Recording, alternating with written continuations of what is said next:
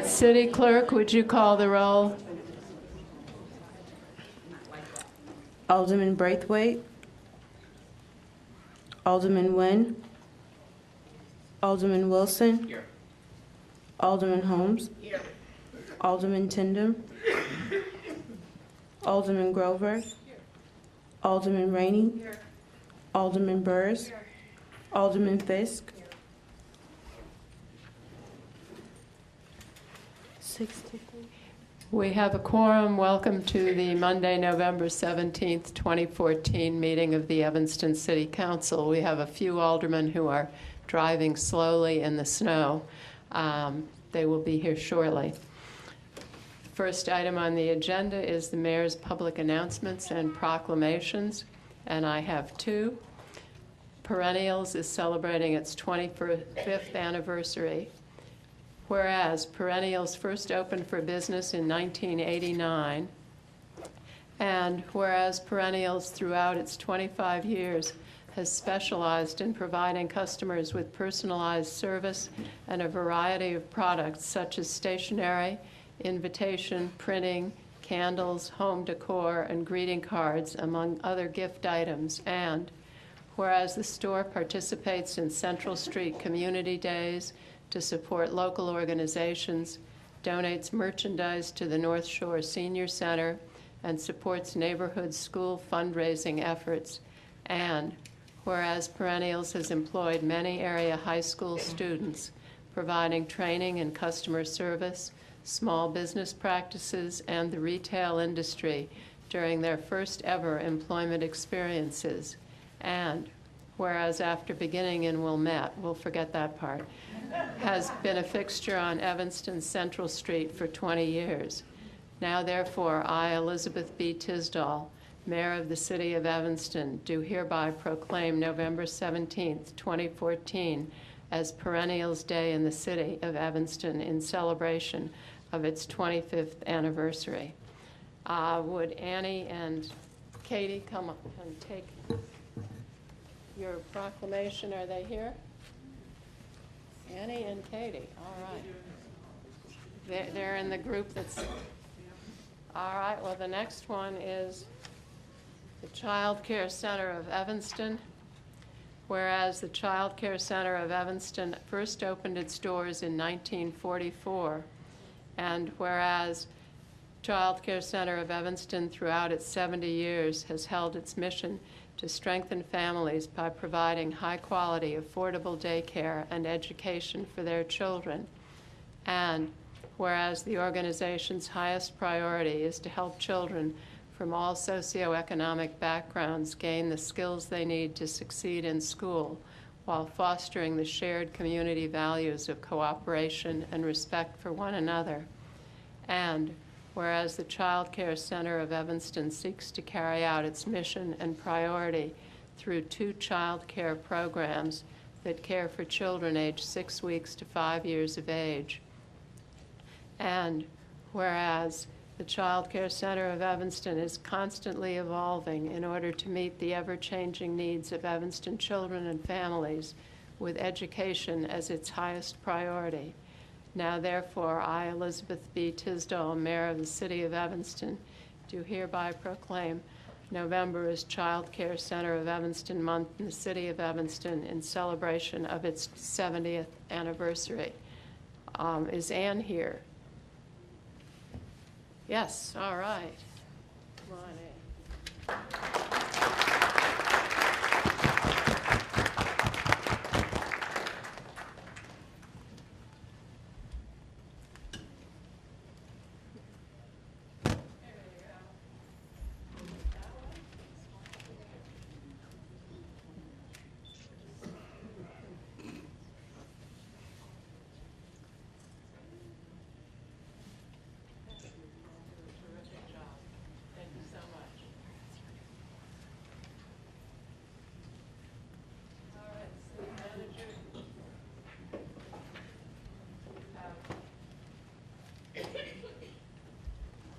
Announcements for us? Yes, Madam Mayor, members of the council. We're here tonight to recognize fine artwork done on our Evanston snowplows. Suzette Robinson, the Director of Public Works, Jim Mayworm, the Assistant Director, are here. Director Robinson, you're up.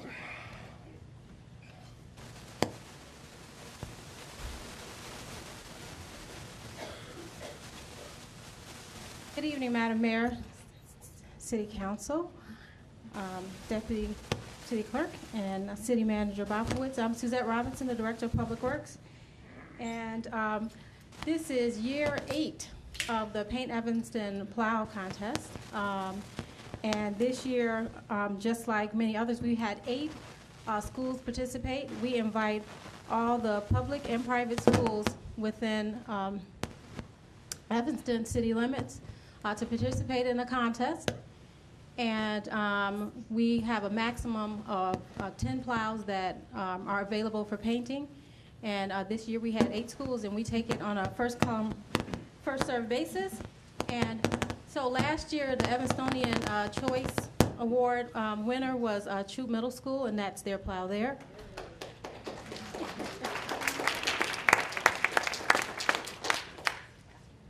And those were the Mayor's Choice Awards from last year, Haven Middle School and Lincoln Elementary.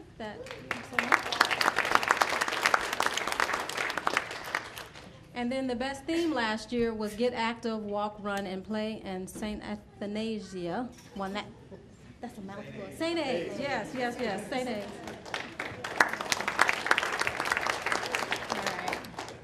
So this year, our contest was Imagine Fountain Square. As you know, we have asked the community to participate in a visioning process for Fountain Square. So we thought it would be a great idea to have the kids paint the plows using that same theme. So I'm going to start off with, by school with the honorable mentions, and then move on to the winners. And the first honorable mention is Lincolnwood Elementary School. So is anybody here from Lincoln? So if the kids could come up. Mayor, did you want to come to give them? Sure do.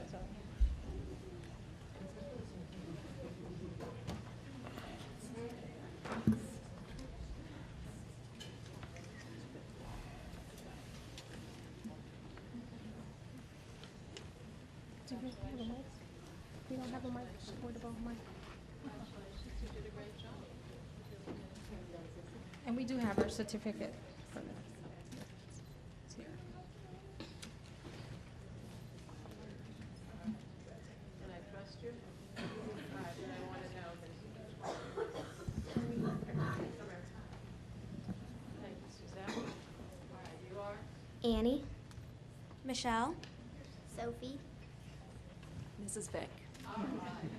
Congratulations, Annie. There you go. Thank you.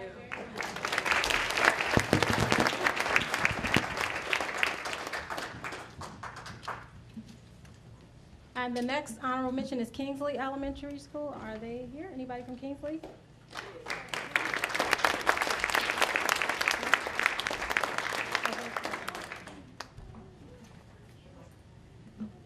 And next up is Nichols Middle School. Is anybody here from Nichols?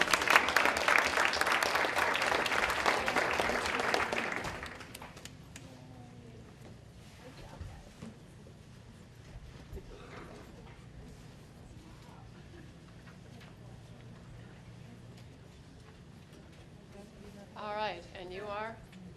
Nathan Jacobson, Thank you. Sophie, Congratulations. Sophie, You two got that right? Maeve, Sophia. Congratulations, all of you. Here you go. You take those steps. Oh, okay, we got a pose. Sorry. Yes.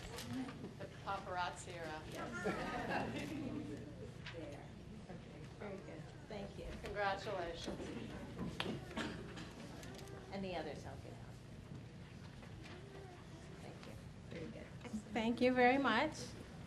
And the next honorable mention is Roycemore. Is anybody here from Roycemore? Well, I get to talk a little bit about Roycemore because just to show you that the contest isn't rigged, So the Public Works gets to pick the best theme award, and I picked Grace Moore. So see, and it didn't win. So just so you know. So I don't have any influence when it comes to the contest. What So was the theme? the theme was Imagine Fountain Square. And the reason why I selected this is because they have, there's a music shell on one end, and then there's a fountain that moves through the middle, and then they actually have the war memorial on the other end. So they covered all of the things that were currently there, and then they separated in a nice, respectful manner. But that was my version, so. And then the winner for the Evanstonian Choice Award is St. A's.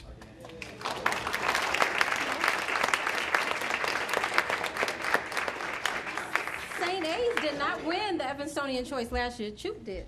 So you can come up here with the mayor. Yeah, go ahead.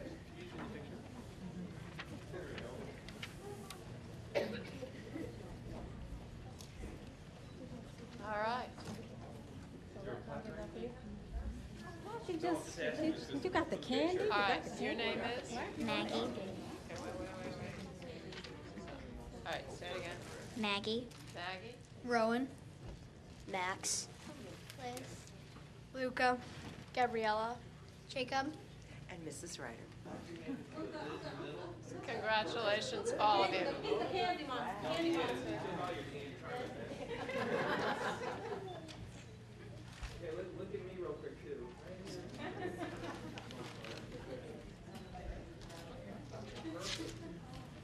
So the Evanstonian Choice Award is based on Congratulations.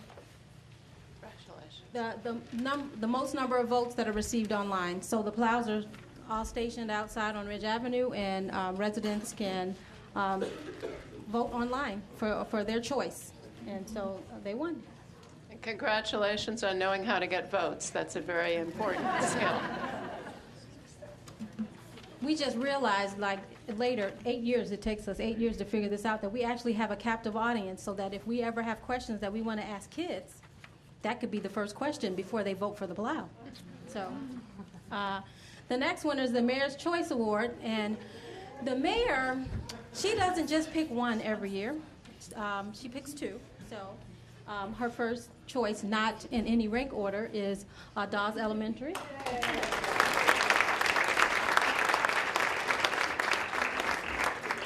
Come on up, Dawes.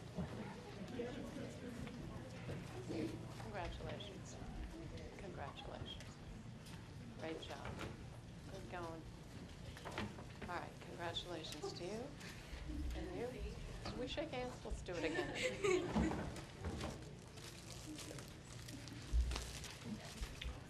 Oh, and one of you has to go get the plaque.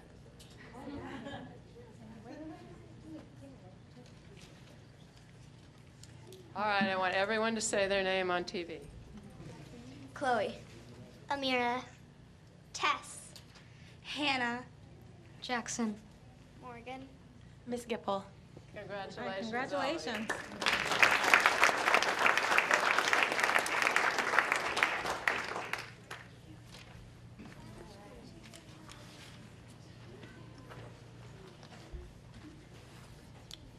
So the mayor's middle school choice is Choute Middle School. Oh,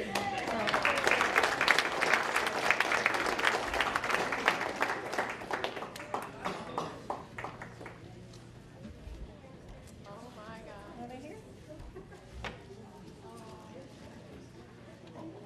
Congratulations. Congratulations to you.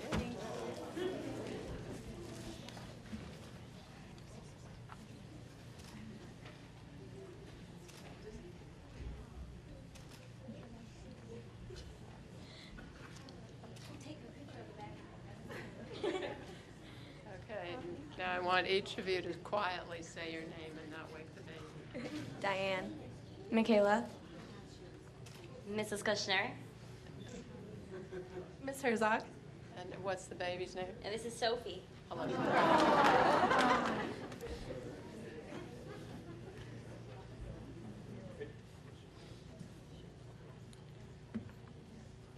Congratulations. Do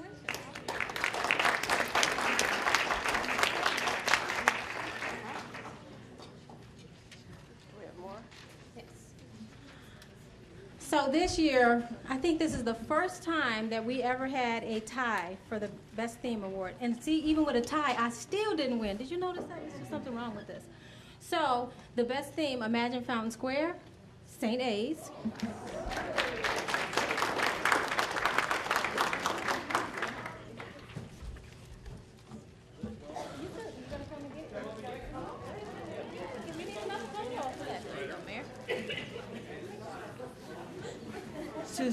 Suzette, could you describe the painting for us?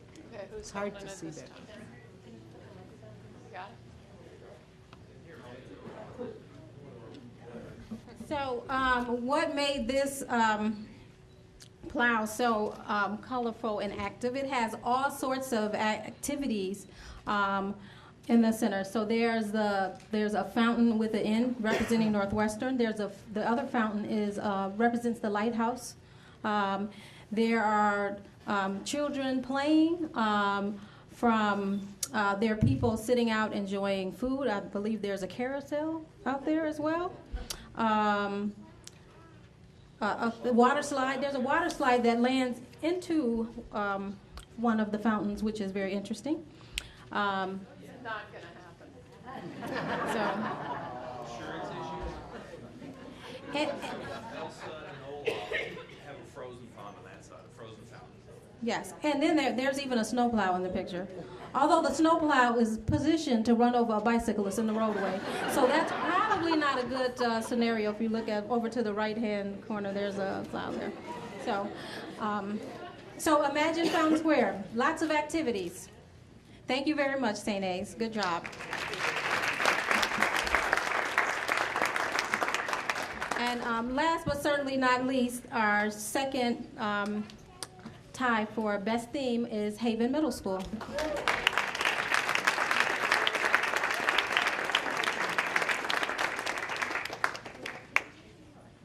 you have the plow picture? Oh, that would be helpful, wouldn't it? There we go. All right, Haven. Good job, Haven. Congratulations. Oh, thank you. Congratulations. Congratulations. Congratulations.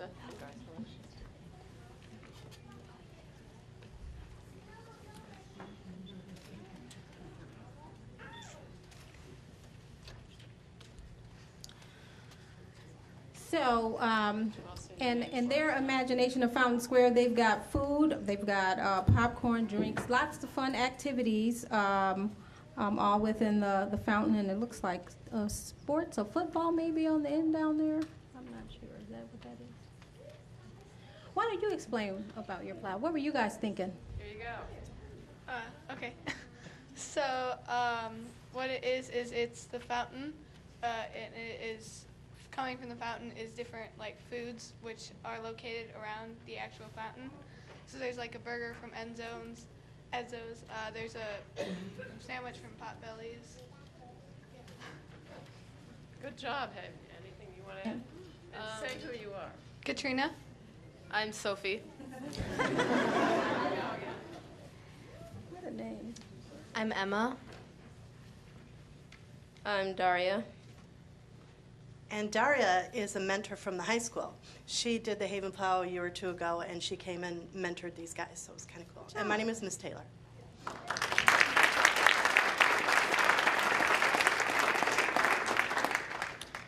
So thank you very much for participating this year, and have a safe, fun, and happy holiday season. And it's already snow on the ground. But before I end, I do have some of the snowplow drivers who would like to come up and thank you. You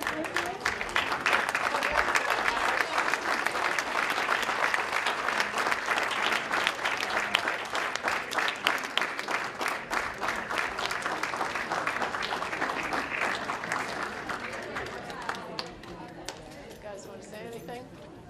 Say your name at least. Andre, congratulations to the winners. Very artistic and inspiring. I'm Edgar. Chantry Martin. Haven. Donald Cornelius. Also an alum of Dawes and Chute, so congratulations to the schools. I do like to say that every year I love the plows because when they go down the streets and you see the faces of all the kids trying to look at all of them, so it's just great. Hope we can continue this for many years to come. Thank you very much. And I just wanted to say, now you understand why I don't get to win, because so many of the plow drivers actually went to District 65 schools, and so they vote on their school. So just so you know, you heard it here. That's where the competition comes in. So thank you guys very much. Thank you, Mayor. Because of the snow and started. I didn't want the snow plow kids.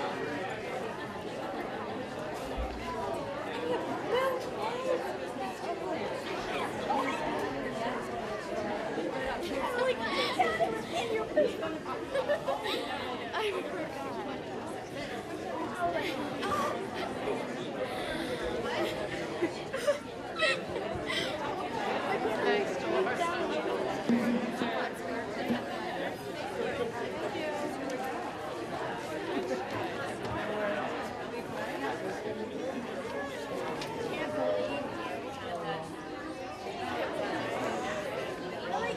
Oh, we forgot to tell you guys, will be on TV, Channel 16. What?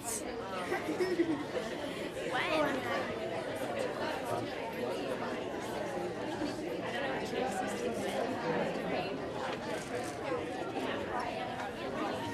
Wait, were you filming it? When?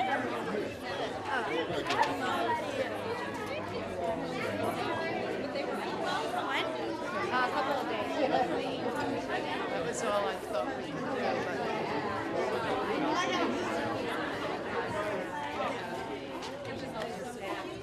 It's a horrible position to be in.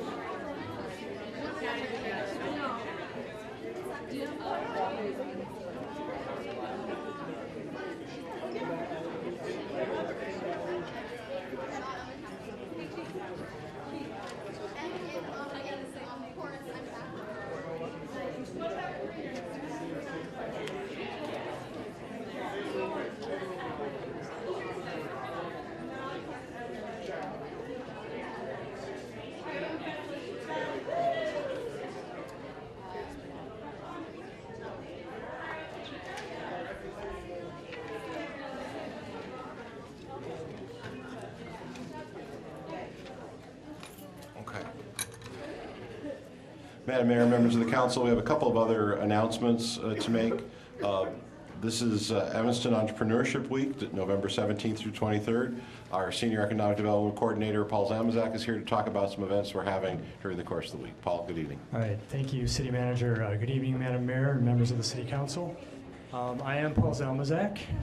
I want to thank you for the opportunity to speak briefly about our first Evanston Entrepreneurship Week, which is part of a celebration of the larger Global Entrepreneurship Week, which is happening in over 150 countries. I'm going to point out just 3 marquee events that are happening this week. We have over a dozen that we've planned. The first is tomorrow night, Evanston Ed Startup Showcase. We have 5 companies, all Evanstonians, pitching their businesses. They have 5 minutes. Then we have a panel who has 5 minutes to ask questions, and then the audience will get 5 minutes to ask questions. So a total of 15 minutes per company. And then on Wednesday, we're going to have our inaugural long-awaited Women's Entrepreneurship event. That's sponsored by Now We're Cooking. That was an idea cooked up by Nell Funk. I failed to mention that First Bank and Trust and Rotary International are sponsoring our Evanston Ed Startup Showcase. And then on Thursday, one of our newest types of entrepreneurship in Evanston is brewing and distilling. So we're having a brewery tour on Thursday. That's sponsored by the Evanston Chamber of Commerce and Downtown Evanston. And then Northwestern is hosting what they're calling a Wild Hacks, which is a computer hacking contest. It's an intercollegiate, so multiple colleges are competing against each other for a cash prize to create web, desktop, and mobile computer projects. I encourage you to check out evanstorentrepreneur.com for the complete listing. Thank you. Great. Thank you very much, Paul. Next, I don't know if there's anyone here from the North Shore Convention and Visitors Bureau. Well, then I guess I'll get to explain this. So, Minnie Abe is coming to visit Evanston next week. Mini Abe is a promotion of the Illinois Tourism Board. It is a little little Abraham Lincoln doll, which they take around Illinois and have him do all sorts of fun and exciting things. And he is going to be around Evanston, and the photos will be taken. And we wanted to provide this opportunity to have the Convention and Visitors Bureau talk about this. If you note, Mini Abe still is not here until the 29th of November. So I think if we ask very nice, maybe we'll see him next week, or have his representatives here next week to talk a little bit more about that. But Mini Abe is coming to Evanston next week.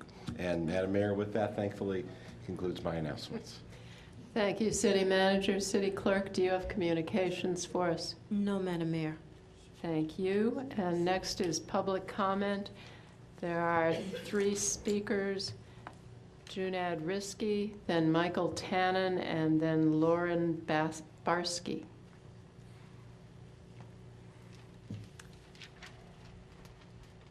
You each have 3 minutes.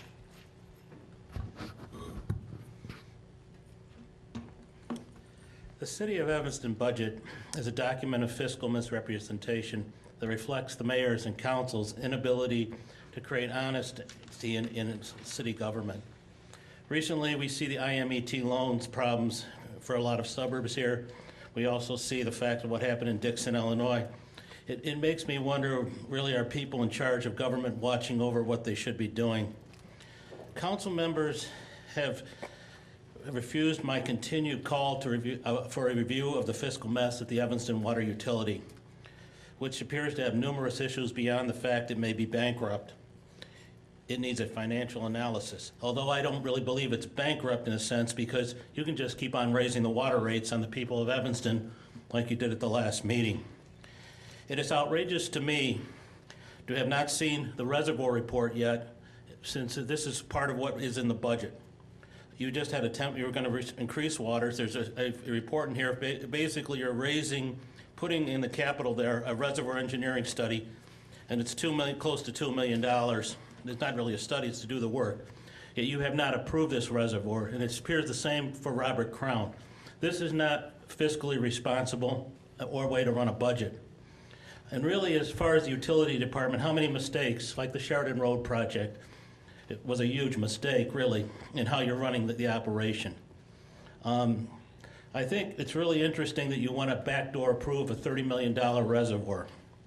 And I would suggest, really, by all means, do it, because, frankly, in a few years, it's definitely not going to go away. The problems you'll create will come back, probably about the time you're running for office. A few years ago, the city claimed cost savings when they caught city employees basically taking medical benefits. 3% of the employees almost were involved in this.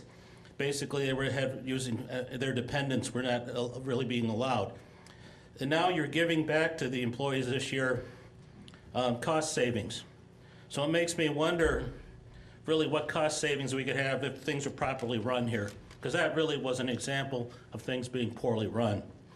And then it was caught, and at the time it was called cost savings. Of course, I don't see that as cost savings.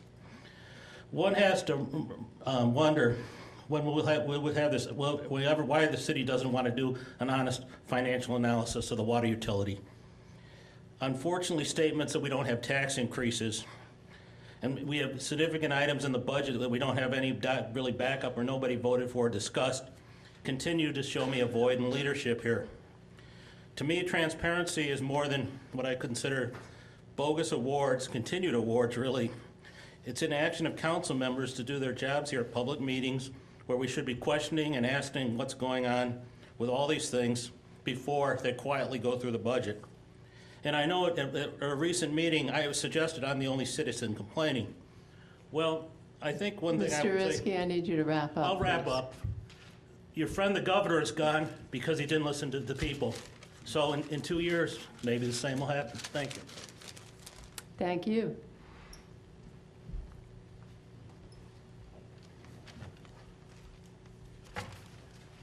Hello, everyone. My name is Michael Tannen. I am currently the president of the Evanston Public Library Board. I have not had an opportunity to speak with you for almost 5 years. And in those 5 years, the library has come quite a long way. Nearly 5 years ago, 2/3 of our library system was threatened with closing.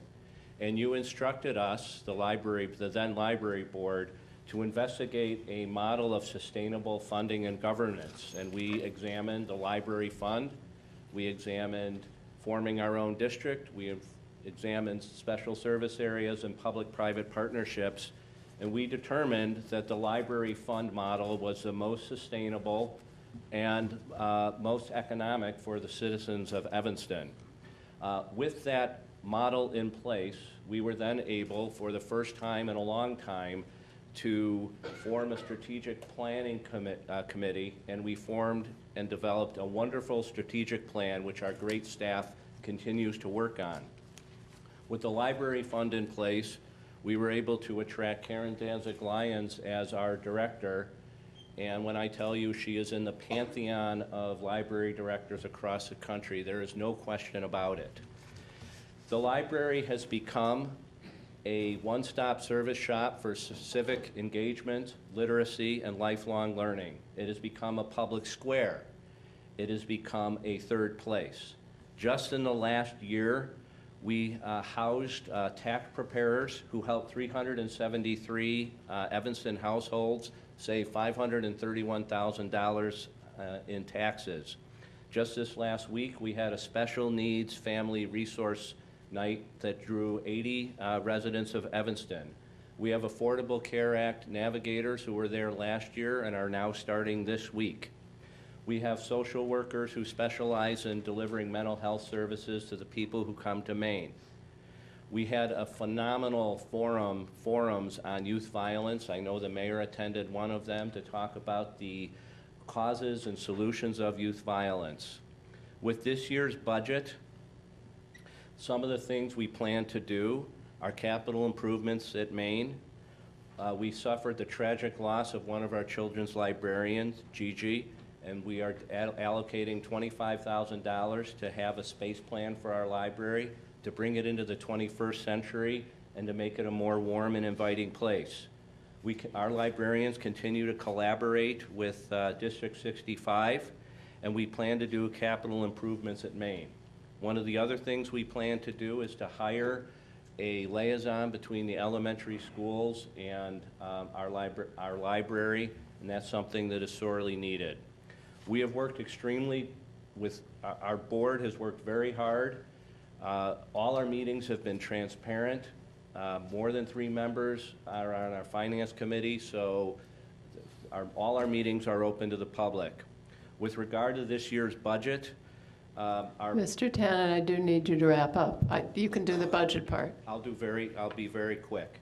About $300,000 of our budget increases are things beyond our control, which is the Affordable Care Act and wage and benefit adjustments. Evanston still lags far behind our peer suburbs. Only $67 per capita is spent in Evanston, $173 in Oak Park, and $191 in Northbrook. What I'd like to hand to you as I leave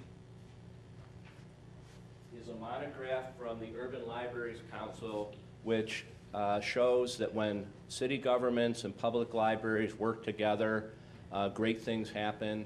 They are happening now. They will continue to happen at Robert Crown. And right now we're at 0.23%, which was our levy, but we're at 0.234. That's 0.04 of 1%. That's $3.84. We should continue to work together, and we appreciate all of your support. So thank you. Thank you.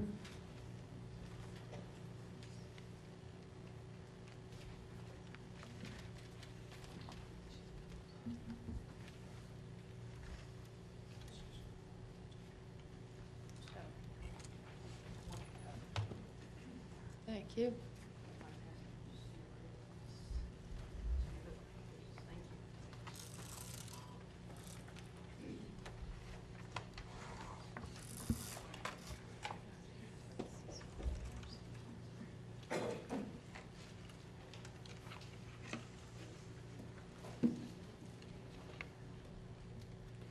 Thank you. My name is Lauren Barsky, and I'm responsible for the website preservepennypark.com. I want to thank you for the park discussion at the October 13th meetings of the Administration and Public Works Committee and the City Council, which helped clarify a few things about the design process so far. For reference, I've given you each a printed transcript of both of those meetings. The other items in the packet are visual timelines of how the park redevelopment process has unfolded to date.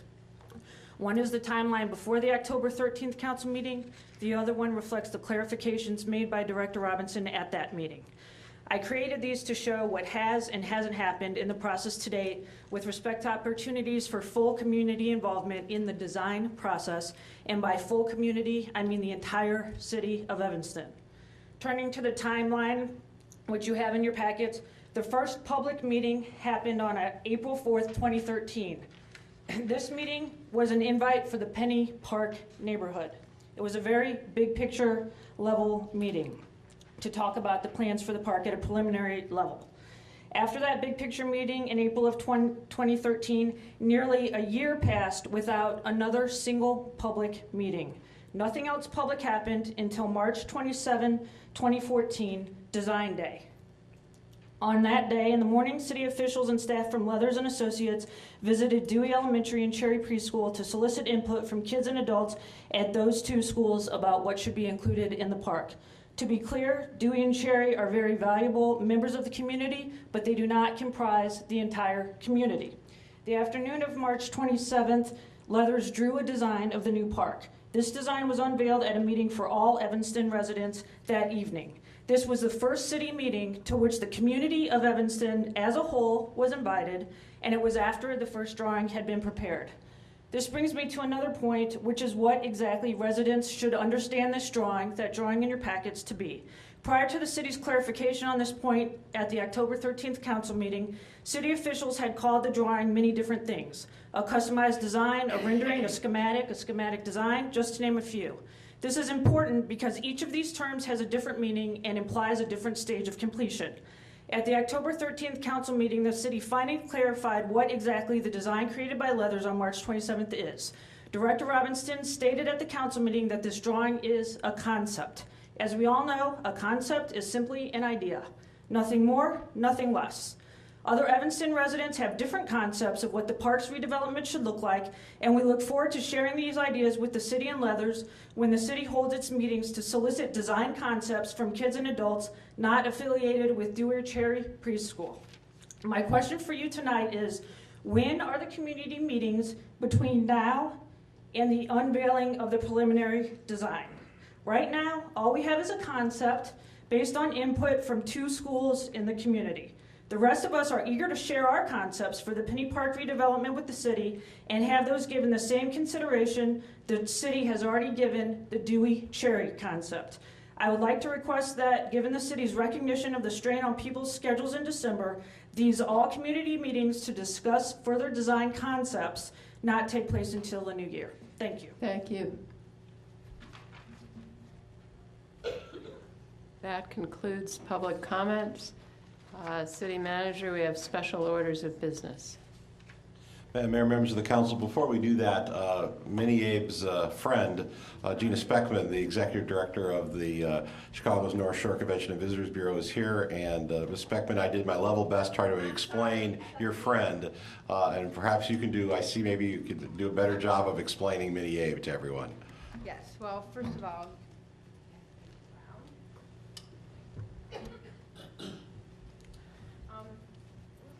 This is the second president we've had in Evanston in so many months, so we're very, very fortunate. You got him? Okay. Basically, Minnie Abe is the icon of the Illinois Office of Tourism's promotional campaign. The Illinois Office of Tourism has the largest tourism budget in the United States, and they have a very robust program. And so the icon, if you have, and I have in your packets, their commercials for the last about 24 months have revolved around Minnie Abe experiencing Illinois attractions.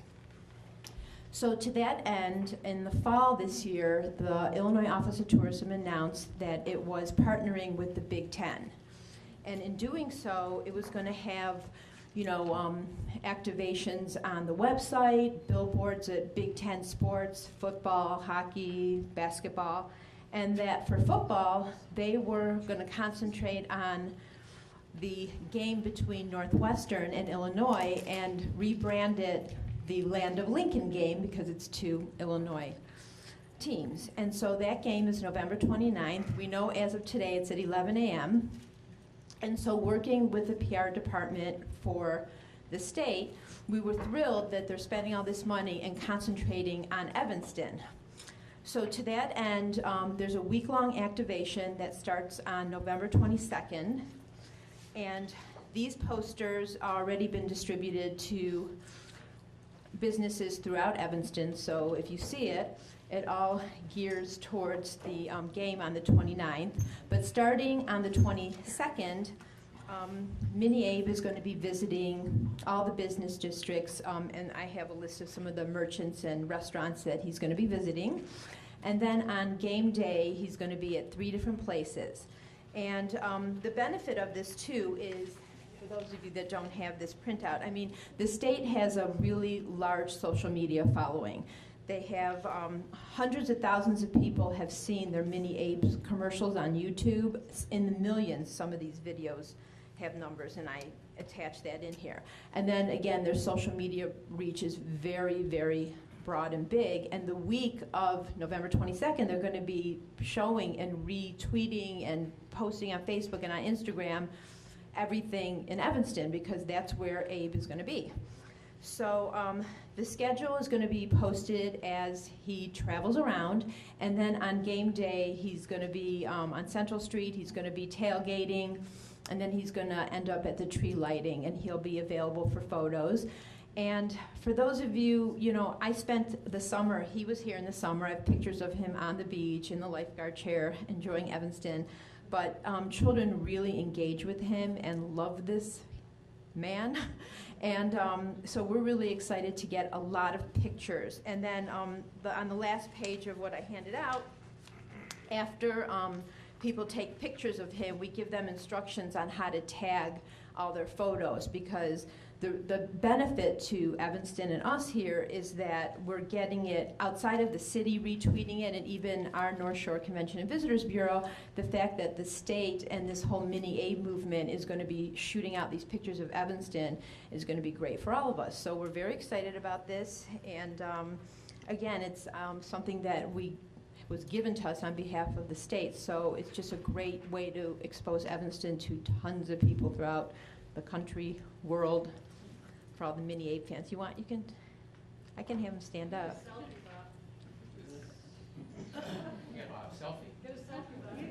Do it. Yeah. Come on, Bob. The Tribune wants to see it. So that's the story. We're Can really we get a excited picture about with it. the mayor? Yeah, absolutely. You're going to take the whole council. No, oh no. You represent us, that's all good. I don't think it's proper to hold the president like that. Trying to see if he can. Put him on your shoulders. Your shoulders over. Yes. Yeah. Photo Bob. Wait. Photo Here. Let's have him sit on your shoulder. There you go. There you go.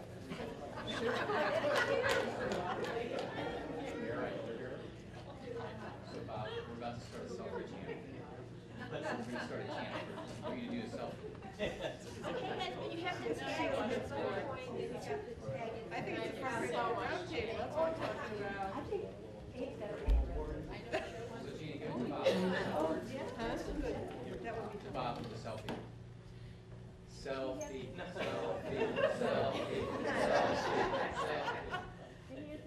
do it, Bob. Come on.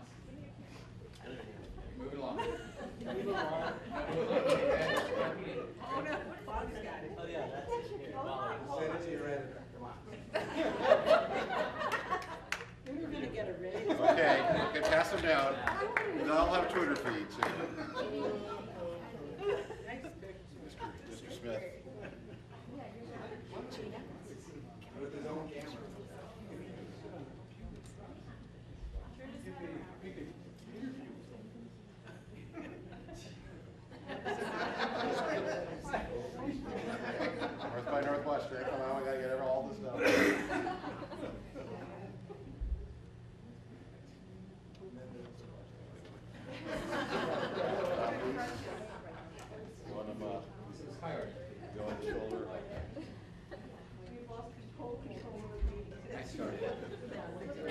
Anyone else? Alderman Rainey, you have a Twitter feed.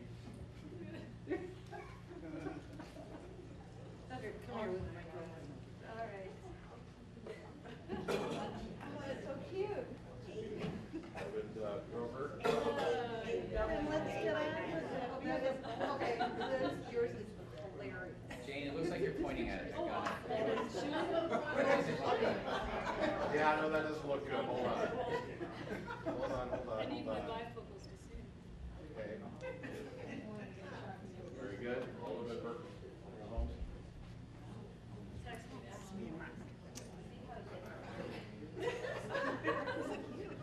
Okay. No passing. I'm so sorry, folks. So they're talking about the National City Managers Conference. There you go.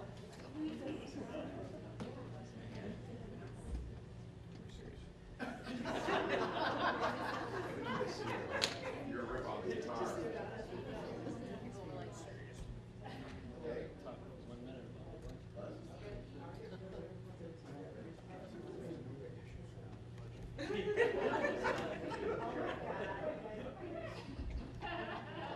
Anyone else? We'll tag them all with you and you gotta get the council meeting finished though first. Ollie, what about you?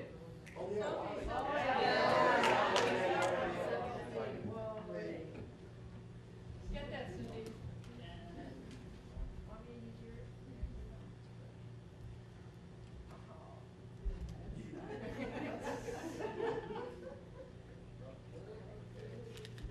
I got one that kind of weird name. I'll try again. All right.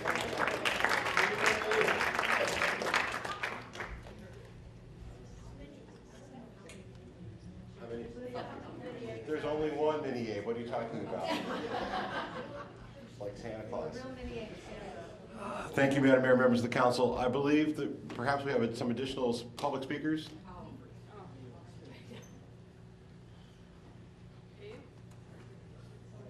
We're shifting gears back to the council meeting now. Good evening.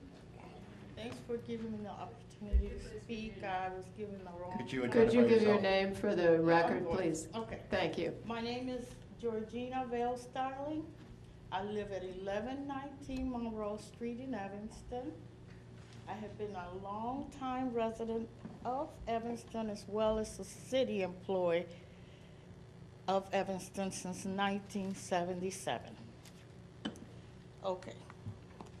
I'm here this evening to express the reasons why the Vital Records Office needs 2 full-time persons in order to deliver services in an effective manner. We've been in the office from microfilm to electronic system. The latter can be complex. Both my coworker and myself have been in this office long enough to know that the description shown in some of the memos touches but very lightly what we do. First, births are in high demand because it's required by many agencies: housing, employment, school, passports for travel purposes, health insurance, child care, retirement, Social Security, proof of citizenship, court purposes, DMV, and even sports. Deaths are in demand mostly for property matters, for banks, life insurance, and inheritance, etc. There is a misconception that all the Vital Records Office do is issue our birth and death records. At the counter, which by no way it's true at all. There's a lot of paperwork behind the scenes and responsibilities. Many of them have to align with the vital records office in Springfield, so it's very detail-like. Home births processed directly by me in the office entails a lot of contact with the midwives to make sure that they are completed with the worksheets correctly. Again, another state requirement. Corrections, errors that are made by the hospitals, funeral homes, sometimes even the families. We correct those in the office. Adoption papers, paperwork mailed from Springfield to make sure that the record is flagged, extremely detailed and confidential. Deaths have to be reviewed thoroughly, involves many with the medical examiner's office, so you can just imagine how important that can be. Statistic reports are done by our office. Homeland Security, some years ago, requested that the state could have the Social Security office contact our office by fax of some birth certificates so that we would verify them and fax them back to the Social Security office. I'm sure there's something I haven't mentioned, but it is clear that our office handles a lot more that can be seen with the naked eye. It is not a convenience. It's not a convenience status. It is truly a delivery of services. And it would definitely impact those services. Now, let's see. Taking this to another staff person who already has their own work to fulfill would not only put a strain on them, but would affect and definitely impact the services delivered. Please, after hearing this, give it a realistic thought before you vote. Thank you for your time. Thank you. I just want to say hello, that my name is Cheryl Henley, and I'm very nervous, so bear with me. You're doing fine. Long-time resident, and I am a city employee, and I've been here for 36 years. I came on board with Vital Records Office in 1983, and I mainly handled death, but also I help with the birth certificates as well. My job mainly consists of checking on the computer. It's called the IVRS system from the state when someone passes away in Evanston every 15 minutes to see who puts that in the system for me to sign off. And that happens a lot. Sometimes they call me and want to be signed off because it's a ship out, a cremation, and they need to have that done. Also, I do a lot of bookkeeping for funeral homes that do not have a license with us. It's a temporary license fee. I've got to put on my glasses, I'm sorry. And it's a $30 license fee. So far, we have 103 funeral homes that is on that service, and a lot of bookkeeping to make sure they pay that bill to the city of Evanston for us to keep our revenue up. And I would like to say that this would be a loss of service if we do not keep vital records, and for us not to have the two people working, because it's a lot of paperwork and a lot of detail work, and seeing the customers that come in, we have to check IDs, write down who can issue them, who cannot issue. We cannot issue out to people.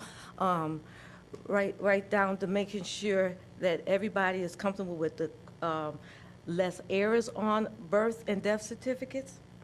And I just want you to keep in mind, just think about Vital Records Office, because we are two good people that work for the city of Evanston. We always have, we commit ourselves. I don't live that far from here. I'm always committed to the city of Evanston being here to help the customers that we have in our office, that come to our office. Thank you. Thank you. With that, Madam Mayor, if we'd like to go to the special orders of business. Yes, we would. SP1, this week we are launching an effort to help remind folks about our efforts to combat the accumulation of snow. As you know, we did a survey last spring after the awful winter that we had. We learned many things from that survey, and one of them was we need to do a better job of outreach to especially newer members of our community who may not be familiar with all of the rules and regulations we have related to snow. Cindy Plant, who is our ICMA Management Fellow, along with Jim Mayworm, the Assistant Director of Public Works, are both here to talk a little bit about the outreach that we're doing this week, the mailer that hit homes over the weekend. With that, Ms. Plant, good evening. Good evening, Madam Mayor and members of the council. Cindy Plant in the City Manager's office, talking about Snow Awareness Week, and it is especially timely given that it is snowing outside right now. So the background on this, we did a survey in the spring after the snow season concluded this past winter that identified need in the community for increased outreach and provision of information to residents about what our rules and expectations are regarding snow removal and parking, and that we also needed to expand that outreach to the business community. So the way that we decided to go about this, we developed a plan to put out a mailer to all residential and business addresses in Evanston.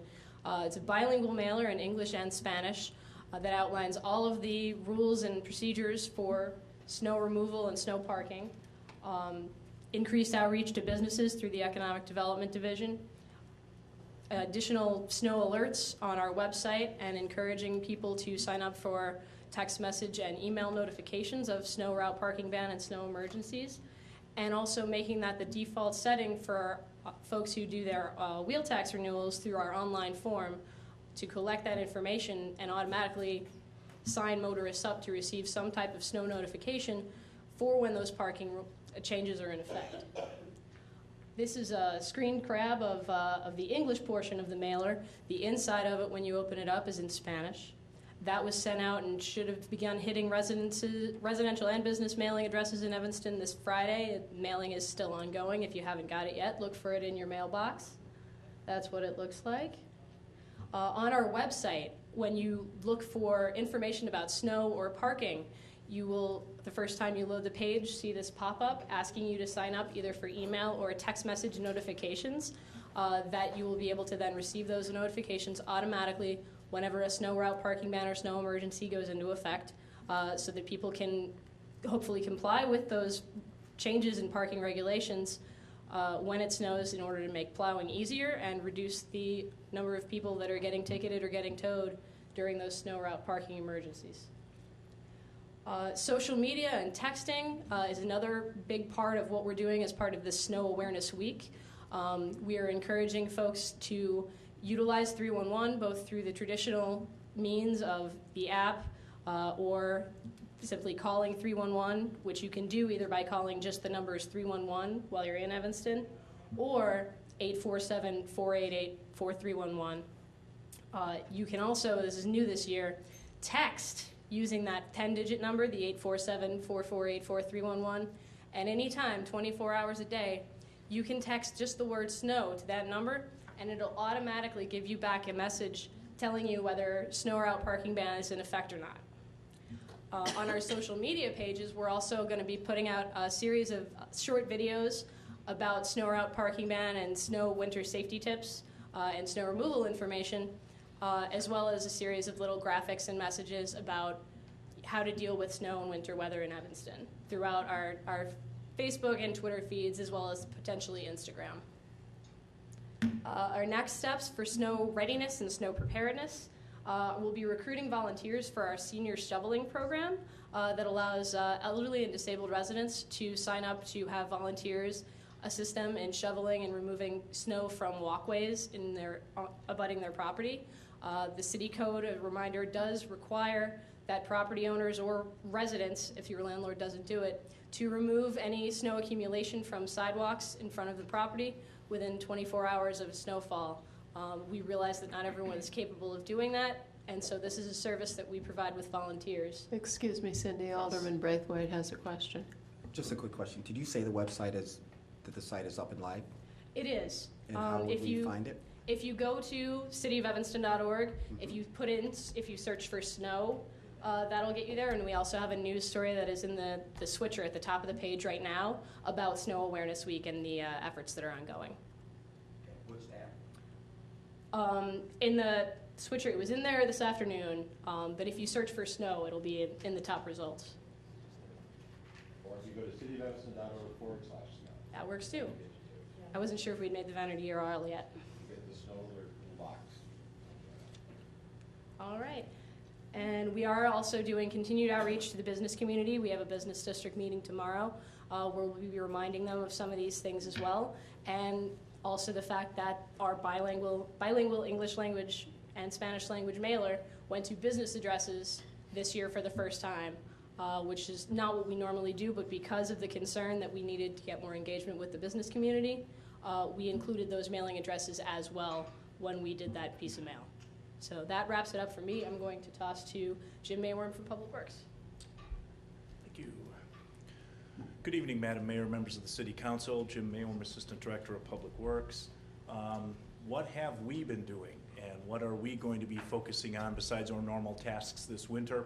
Our preparations begin back in August, sometimes as early as July. In collaboration with our Fleet Services Division, we methodically go through each and every piece of equipment that we have within the city, every snowplow, every salt spreader, every small sidewalk piece of equipment, and make sure that it is thoroughly prepared and ready to go. Our typical date for readiness is late November. Traditionally, we don't get snow until December. Obviously, this year is going to be a little bit different for us. In addition to, we go through our routes and we do field inspections. During these field inspections, we are looking for things that have changed during the construction season, such as a bump out. You know, these bump outs, like this particular one here to your left, is highlighted on the map, and drivers of that particular route are alerted to a change. Also, we'll typically go and mark that location so that as we're plowing snow, we'll know that the configuration has changed. Staff also reviews all of our route maps to make sure that everything is correct, everything's accurate. We have the opportunity to make changes and in advance of the season. What's new for us? Well, we have a brand new salt dome that has just been completed several weeks ago. The old salt dome was a capacity of 3,200 tons. This new salt dome has a capacity of 4,200 tons. We're in the process of filling the dome right now. Fortunately, we are filling it faster than we're using it, so I think that's a good sign. We also have new sidewalk snow removal equipment, and we're pretty happy with that. It comes complete with both brooms, blades, and snow blowers, which will give a little additional versatility to us. What are we going to be focusing on for this winter? Well, we're all well aware that the cost of salt has gone up rather significantly. So we're going to be focusing on proper salt usage, making sure that we don't waste this valuable resource. That we will make sure that our equipment is calibrated correctly. Side streets, we are going to be salting intersections and mid-blocks. The only adjustment to that would be if we end up having an icing event and then the entire street gets salted. But we'll allow vehicles to track that, and that process works out very well. We'll use anti-icing techniques to the fullest extent possible. An example, Saturday night, we fully anti-iced the entire town, and that really gave us an opportunity to use far less salt than we typically would have. Parking, in reference to that, what we are really looking at here is focusing on the streets that have a fairly narrow cross-section. We ran into problems last year with not necessarily the streets being cleared curb to curb, but the volume of snow that built up on the sides of the streets. And that created parking problems and some inaccessibility problems for our public safety groups, and we want to make sure that that doesn't happen again. We considered a variety of different opportunities, and at the end of the day, monitoring should work out very well. If we find streets that have significant buildups beyond the curb lines, we have equipment that's capable of pushing that snow back or blowing the snow. We can accomplish that by posting streets for needed spot cleanups, and I think that that will give us the best opportunity to specifically handle the problems with as much minimum parking impact as possible. And then, of course, using snow emergencies as we need to, and making sure that when we have a snow emergency, we are plowing curb to the full width of the street. With that, are there any questions about the upcoming winter for either Cindy or myself? Alderman Burris. Hi, thanks, Jim. As always, you're doing a great job. So as far as the parking bans are concerned, are we going to have more availability for people to park their cars somewhere else? I think that's one of the biggest issues, is we want them off the street, but there's nowhere to go. So if it's, in South Evanston, it could be Robert Crown, but announcing more that you can park your car in these various city lots. Are we going to be doing more of that this year? Yeah, I think that was a process that was established back in the blizzard of 2011, and that's worked out fairly well for us. So we do allow people to park in city parking lots as they're cleared, and then also we encourage them to park in the city parking garages. Yeah, yes. Or for snow emergency. Yeah, I'm not sure if it's publicized well enough, because I'll still get emails saying, oh no, we'll be towed out of there, we can't park over there overnight. So just maybe more publicity around it, that would be great. Thank you. Yes, certainly. Thank you. I have no idea whose lights went on first. They sort of all went on at the same time. Alderman Rainey. Thank you, Madam Mayor. Jim, I don't know what the weather is going to be tomorrow, but there is street sweeping planned. Will that proceed as usual? Well, up until currently, we really haven't had any conflict with that. We are accommodating everything as it is. We do expect tomorrow morning to have a little skiff of snow on the ground, and that might freeze the leaves to us. Our plan is to continue on with the process as much as we possibly can, with a follow-up in the first week of December, as we typically do. But you will be out there tomorrow. We are going to give it a try, and I am encouraged. The weather is supposed to warm up later part of the week, so hopefully we can finish the leaf cleanup before snow really gets engaged. Thank you. Alderman Grover. Thank you, Madam Mayor. Mr. Mayworm, remind us again what your source of weather information is, from which you then build your snow response. We have a couple of meteorological services that we subscribe to that offer various different points of view. One is a daily forecast that's very specific to Evanston. Another is an alert system that we have so that we don't get typically caught off guard by surprise little snow events, which tend to crop up and from time to time. I also use a lot of various internet sources and do a lot of side-by-side forecasting, because predictions can be all over the place, and from all of that we try to synthesize what our best thoughts are for what's going to happen. And during a snow event, or in anticipation of, how much are you monitoring then all these reports and the information? Pretty much every single day at this point of the year. Already. And yes, absolutely. So this little flurry event, we were very well announced with it, and then we just continue to look ahead. We already know that Wednesday night, or Tuesday night into Wednesday morning, we've got a slight chance for it, and then nothing hopefully through Thanksgiving from that point forward. All right, and what's our snow total so far this winter? Only just a ½ inch. All righty, thank you. Alderman Fisk. Thank you, Madam Mayor. Thanks, Jim. What sidewalks do you plow? Well, we assist downtown Evanston and all the business districts with sweeping. So we'll make a pass down, we'll plow and salt, and we'll keep up with it during the course of the snow event. But sidewalks, again, even in the business districts, we want to make sure people also. Right. So downtown Evanston that has an SSA, and they have their own sweeper. Yeah. Well, no, that's a city force, and we get around to a lot of the other business Oh, districts. the sweeper is a city vehicle? Okay. Are we reimbursed for that service from? That's the part of the service that we provide as a part of the SSA. Okay. Thank you. Sure. All right, so encourage people to sign up for the text alerts. We're pushing a lot of things out on social media. Call 311. Hopefully it'll be a light winter, but if not, I think we have everything in place. So thank you, Cindy, and thank you, Jim, for a fine presentation. Next item is regarding an action of a disposable plastic shopping bag ordinance, which the council passed a few months back. That ordinance is set to go into effect on August 1st of next year. Catherine Hurley, our Sustainable Programs Coordinator, is here to give you an update on the outreach we have done since the summer and to get your feedback on a couple of different issues. Catherine, good evening. Great, good evening. Thank you, Madam Mayor, members of City Council, City Manager Bobkowitz, and Deputy Clerk. Catherine Hurley, Sustainable Programs Coordinator. I'm going to give a brief overview on where we are to date with our plans to help implement our shopping bag ordinance. This gives a little bit of an overview of the main components that I'll be speaking about. You can see on the bottom that education and outreach is the biggest component because that's the most important, helping people make the transition. And then we'll focus on sort of two parallel efforts, outreach to stores as well as helping to provide reusable bag access to the community.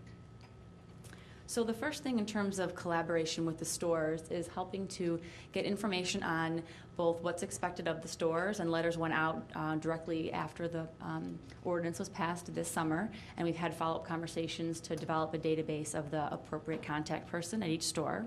And we'll be working to create an interactive map online so that any resident or visitor or business could go online and see what the plan is for each of the stores that are going to be impacted. And on the left-hand side, you should be able to see the legend. There'll be a couple different things that you can click on and off. And one thing to note is that we'll also be promoting what stores sell dog waste bags. So there's lots of stores in Evanston that sell dog waste bags. And then we've highlighted in red the different business districts so you can see how that overlays with where you might be doing other shopping. So in terms of outreach to the stores, we'll be sending out a survey to help collect information on what the stores plan on doing for their compliance.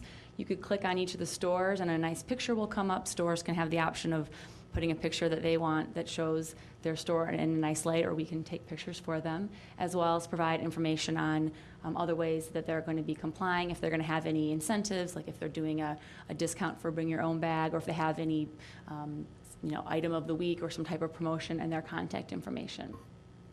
We'll also be actively promoting on the main page for the bag ordinance any other giveaways or promotional things, and sort of as we do the rollout that stores might be doing.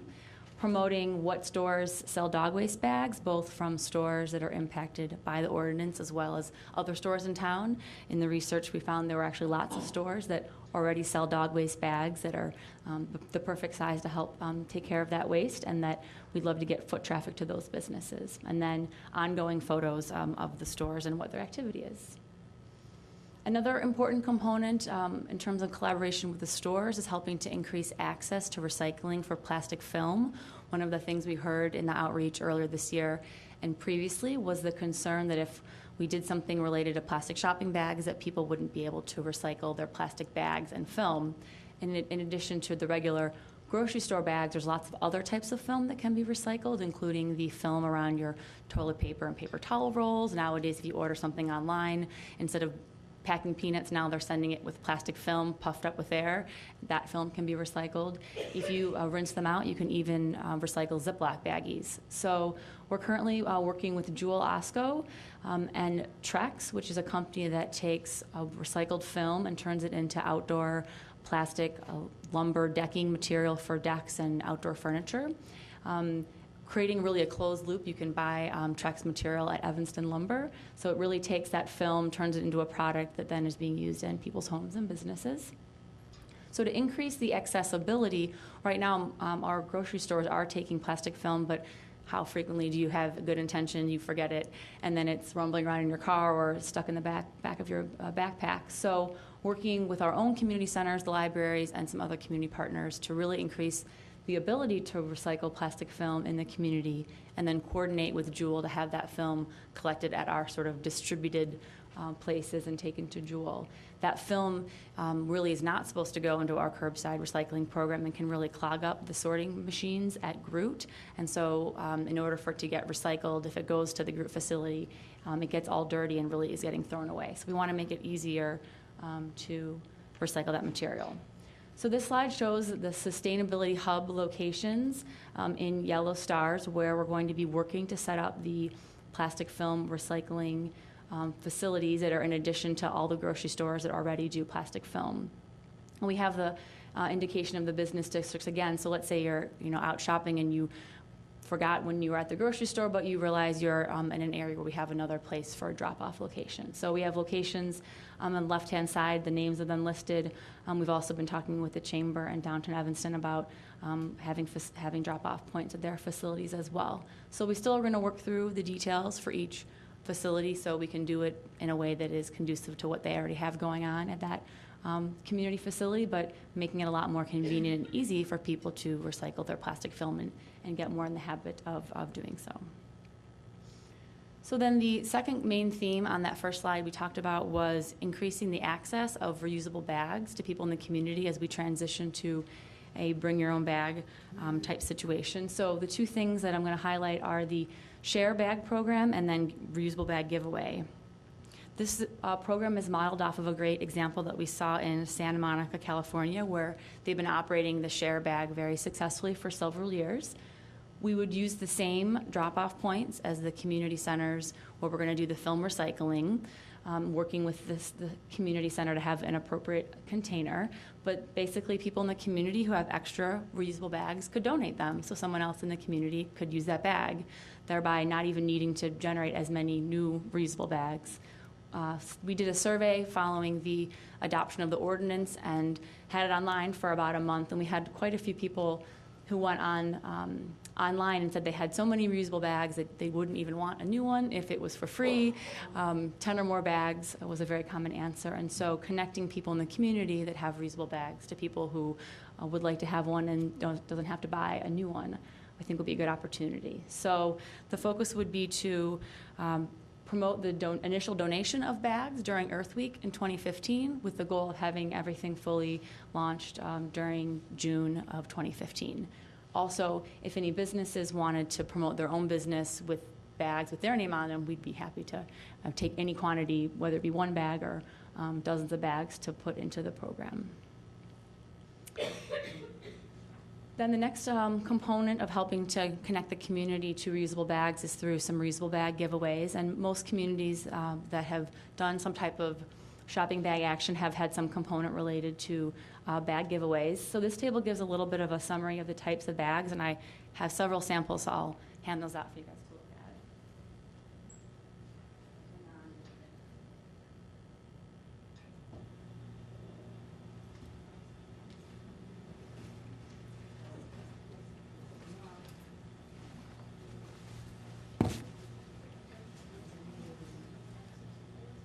Never break down.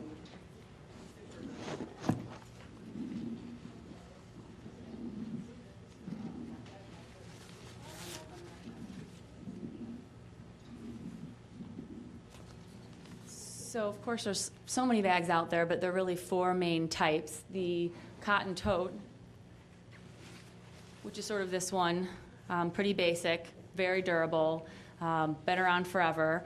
And for a made in the USA cotton bag, that runs about $5 with imprinting. The next kind is sort of the non-woven, big box, sort of soft to the touch. It's made from plastic, but doesn't feel plasticky, and those are in the $2 something range. The ones that I'm distributing also are made in the USA.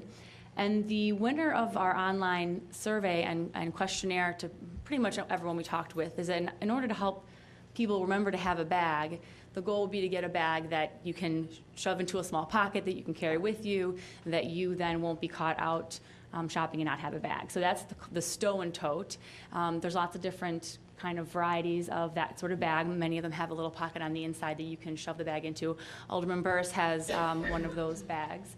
And interestingly enough, there were very few options in terms of a made in the USA bag, but the one that Alderman Wilson and Alderman Burris have that they can pass around is actually a made in the USA bag of the stow and tote variety. It definitely feels durable. I think the quality is really good.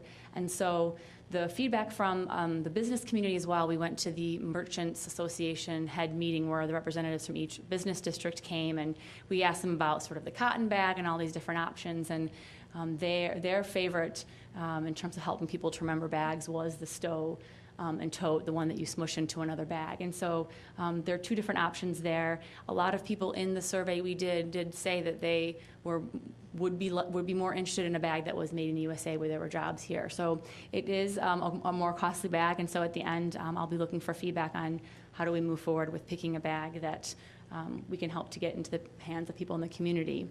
When looking at quantities and how we would distribute these, we would use those same sustainability hubs where people are going to get in the habit of their plastic film drop-off and where they can donate a bag. And that throughout the summer we would have opportunities, sort of listing them ahead of time of at which center on sort of which week, at what time we would be doing sort of small quantities of bag giveaways. So that way we wouldn't do it at one event, so if you were out of town that weekend and you missed that opportunity, that you wouldn't be able to get one. And also be then pairing it with places where we are collecting the share bags, so that the need for the city to spend a lot of money on reusable bags would be mitigated by community being able to provide bags for the community as well. So then kind of to round us out, as I said in the beginning, education outreach is one of the most important things. So we'll be using all of our resources available, both electronic and print and in-person campaigns, meetings, to help people be prepared for the shopping bag ordinance, which will go into effect August 1st, 2015. Planning on launching all of that kind of communication outreach around Earth Day, a good opportunity when people are thinking, how can I do something for the environment? And also coordinating with the City of Chicago. Their ordinance will be going into effect at the same time, and so we'll be working to make sure that, to the extent feasible, that we have a coordinated campaign with them as well. So in terms of an overall schedule, the plastic film recycling is something that we can absolutely start doing right now. So we'll be working to finalize all the details and have that launching in the first quarter. In the second quarter, working around Earth Day to get the education outreach campaign materials and everything in the queue for helping make the community aware about this change, and also soliciting donations for Share a Bag.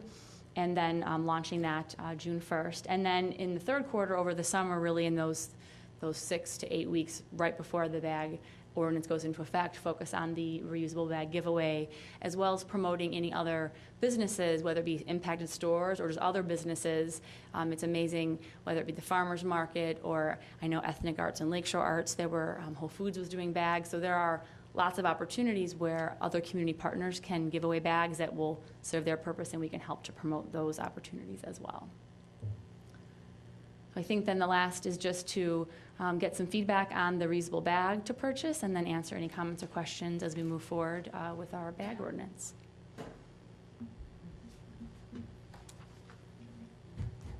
So far, no questions. So, Madam Mayor, members of the council, let me try to put a little point on this. In the discussions we had in the summer leading up to the adoption of the ordinance, I think there was a concern about making sure that people had access to bags. I think the program that Catherine's outlined to collect excess bags and redistribute them is, I don't think, an issue that was discussed in the summer, but probably is the most cost-effective, simplest, environmentally sustainable way to get bags in people's hands. So I think we could just rely on that. And perhaps make a small number of these stow and tote bags. Because of the cost, my recommendation would be that we not make a huge number of those, but perhaps make a smaller number to have for special events, make that available, but really rely on the recycling program of the bags. Alderman Rainey already started this evening. There's, I don't know, Alderman, how many, probably 15 or 20 bags, 25 bags. And so I think from our perspective, that may be the simplest, easiest program to institute. It's not something that's been widely used around the country, but I think really helps reinforce this whole issue of sustainability. Also, our reusable bag budget is rather limited, and I think that the taxpayers of Evanston probably would appreciate it as well. So unless there's an objection, our recommendation would be to really focus on that reusable bag campaign, the reuse of the reusable bags, and then make a small number of the Made in America bags and have those available for special events, and launch the program that way, and continue to keep you updated as we move forward. Does that make sense to the council? I'm seeing not, so. Alderman Burris. Rochelle, thank you. And I will donate 20 reused bags. You got 25, I only have 20, but. Thank you. So unless there's other questions, we'll move forward. As we've outlined, we'll come back to you probably closer to Earth Day. Again, I think the City of Chicago will be an important partner in this because they too will be starting their bag ban on August 1st, so we can hopefully piggyback on the marketing they're doing. Thank you, Catherine, and if you'll stay right there, we can move Madam Mayor on to SP3, which is Resolution 87R14, accepting participation in the Divvy Bike Share expansion and authorizing me to negotiate an intergovernmental agreement with the City of Chicago to implement the program. Catherine has also been working on that project and is here with an update on where we stand with Divvy. Great, thank you, Cindy. Sorry, while we get the slides put together. So Resolution 87R, as City Manager Bobkowitz said, formally accepts participation in the state funding for the Divvy program and then authorizes the city to move forward with negotiating details around the contract. Right now, the City of Chicago is sort of finalizing their program agreement with the state around the funding, and then shortly thereafter we'll be getting details on the fine point for us to have a contract with them to procure the bikes and operate the system. So the things to talk to tonight to give an overview on update on the financials of the program, highlight the resolution, and then two things to get feedback on this evening is a proposed framework for sponsorship to get participation from the community, as well as a process for finalizing our bike share station locations. So in summary, the funding from the state of Illinois is going to provide 70 new bike share stations in the Divvy Bike Share program, 50 to Chicago, 8 to Evanston, and 12 to Oak Park. Each of the communities is responsible for a cost share that's proportional to how many bike share stations are going to be receiving. So Evanston's cost share obligation is $80,000. This table provides a summary of the cost for capital and operating. So we have the equipment and installation services per station with a total for $432,000, and then the city's cost share for $80,000, and that's upfront in order to get the equipment purchased and delivered and installed. And then for operating, there's a monthly operating cost per station. The $24,000 is an estimate based on what Chicago's contract is with the Divvy Alta Bike Share operator currently, and we expect to have a contract that will basically be piggybacking off of those terms. And then the operating revenue is based on people who are using the Divvy bikes. So whether it be people that have an annual membership or people who are just using the 7-day or the 24-hour pass. And those can be, any of those can be residents or they could be visitors. Systems that are similar to Evanston across the country are we're claiming anywhere from 50 to 110% of the operating expenses, and so we've estimated at about 65. That's, I believe, a number that Arlington, Virginia used, which is similar. They're outside of Washington, D.C., similar to how Evanston's outside of Chicago. So the estimated annual operating cost for this system is the $66,600. So the total planned expense for Divvy to get the program launched in 2015 that's included in the budget is the $146,600. So the Resolution 87R14 allows us to accept participation formally in this program and negotiate a contract, and that staff would bring back that negotiated contract with the details that we can look at once we have that, which we should be getting details any day on next steps there.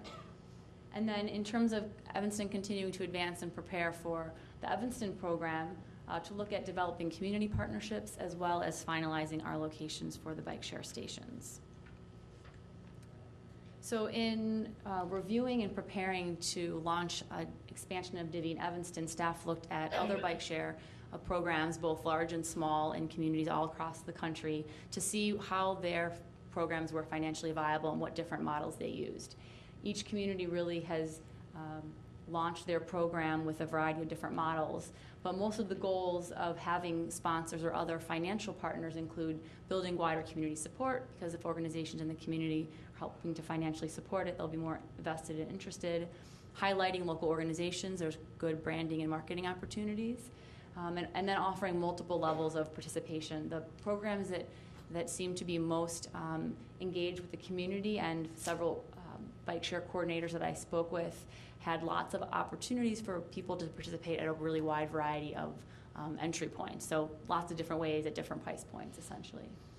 From the opportunities perspective of why Evanston might want to look for sponsorships or financial support, sponsorships can help support the capital costs of bikes. They can also help offset those operating expenses. The 65% of what could be recouped is estimated from user fees only, so if we had sponsorships, that could help offset that as well.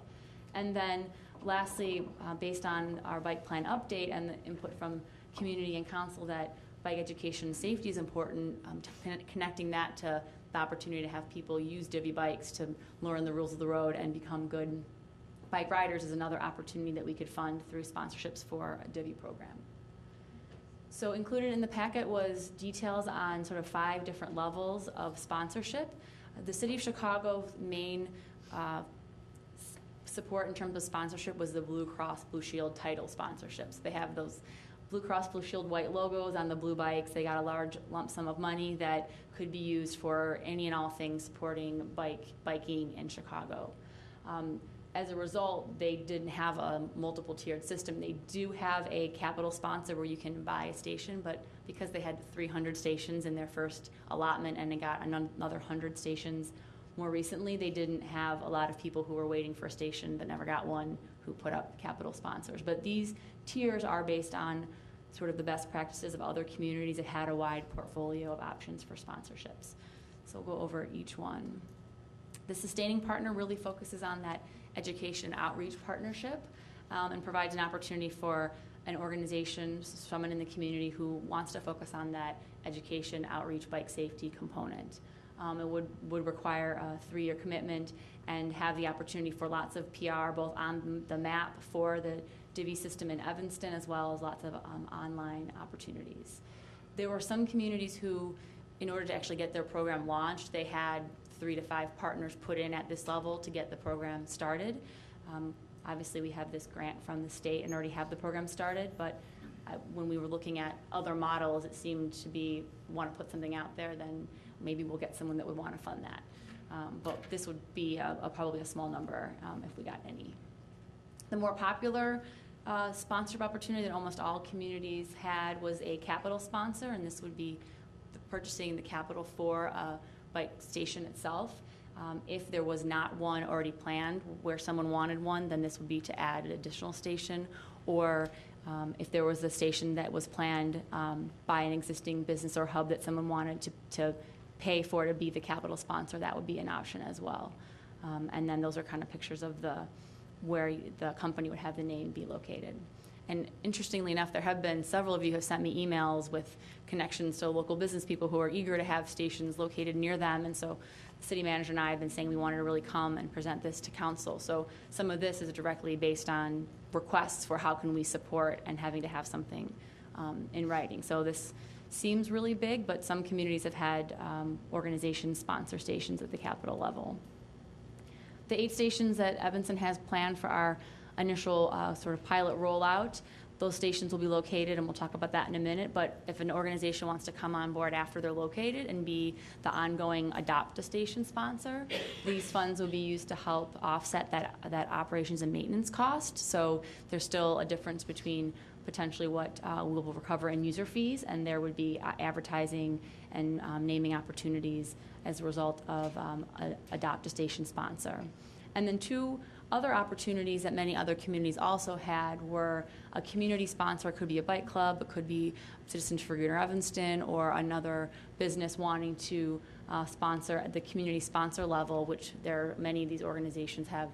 Bike share programs have a whole page listed of community sponsors, and so that's the tier 4. And then tier 5, the Friends of Divvy really being anyone giving any amount to help create a fund to provide discounted or free divvy membership or use passes for people who would otherwise not be able to afford riding divvy. And this could be something that anybody could contribute to.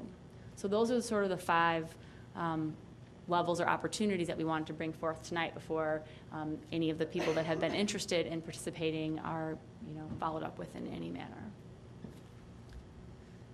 So in terms of then finalizing our station locations, we had several different analyses that have happened to date. We did the initial grant application, if you'll recall, last August. So we had the initial station locations that we put forth for that application. And then in anticipation of hopefully getting the money, staff worked with some Northwestern engineering students in the industrial engineering school as part of their capstone project requirement to graduate. 2 teams that looked through and used data to create computer models, mathematical models essentially, to project where they thought the best optimum places for the city to consider for bike share stations. So we had that information. And then when we more recently got notified that the city received this money, staff then sat down and looked at other available data that we had, including the survey data done from the bike plan update, which did include questions on bike share, where people would want to see stations, the online suggestdivvy.com tool, which people can go to and suggest locations, and there was also a Associated Student Government Northwestern University student survey that we looked at as well. So this map gives an overlay of sort of all of these main sources where information was compiled, and the sort of bigger orange, large circles are staff's current recommendation for trying to consolidate all these different locations for stations. You'll notice along Howard that right now the City of Chicago was planning on something near Howard at the Red Line, and also likely near Asbury, and they're still working on finalizing those. But that having Chicago have 2 on Howard would then provide opportunities for us to have stations spread across the community. So there are also, in addition though to the orange sort of staff recommendations, there are also lots of other circles from our different criteria, as well as all the little green bubbles, which are from the suggestdivvy.com. So our current recommendation is to try to consolidate all of these to come up with the 8 recommended locations that would work for Evanston. So on the next slide, just breaking that down into sort of a 2-phase approach. Phase 1, to finalize those sort of regions, generally a couple block radius, have a public meeting to have some wider dialogue. We had obviously the public meeting when we did the grant, but we haven't really had a kind of wider general meeting about Divvy other than at City Council, so that would be one opportunity. And then take all those locations we saw, kind of the main ones in the previous slide, and have an online opportunity. We can also do paper copies at community centers to give people input on where they would say the 8 should go. So which of all the ones that are up there, the 12 or 15, which 8 should be the first 8. So we can consolidate that, and then we would propose coming back to council later in January with sort of the consolidated feedback after people have ranked. And then those regions, the circles in orange are rather large, because when staff with engineering and local business nearby and the aldermen go out and actually look at physically where would they go, we'll need to really narrow that down based on what works logistically. So after we agree on the general regions, then work with cross departments, present to ward meetings, meet with aldermen, the businesses, and even some corner talks with neighbors to talk about exactly where it will be located, and use that process also to help people kind of learn and be hopefully excited that it might be Catherine, coming to them. excuse me, Alderman Grover has a question. Sure. Thank you, Madam Mayor. Thank you, Catherine. How many bikes go in each station?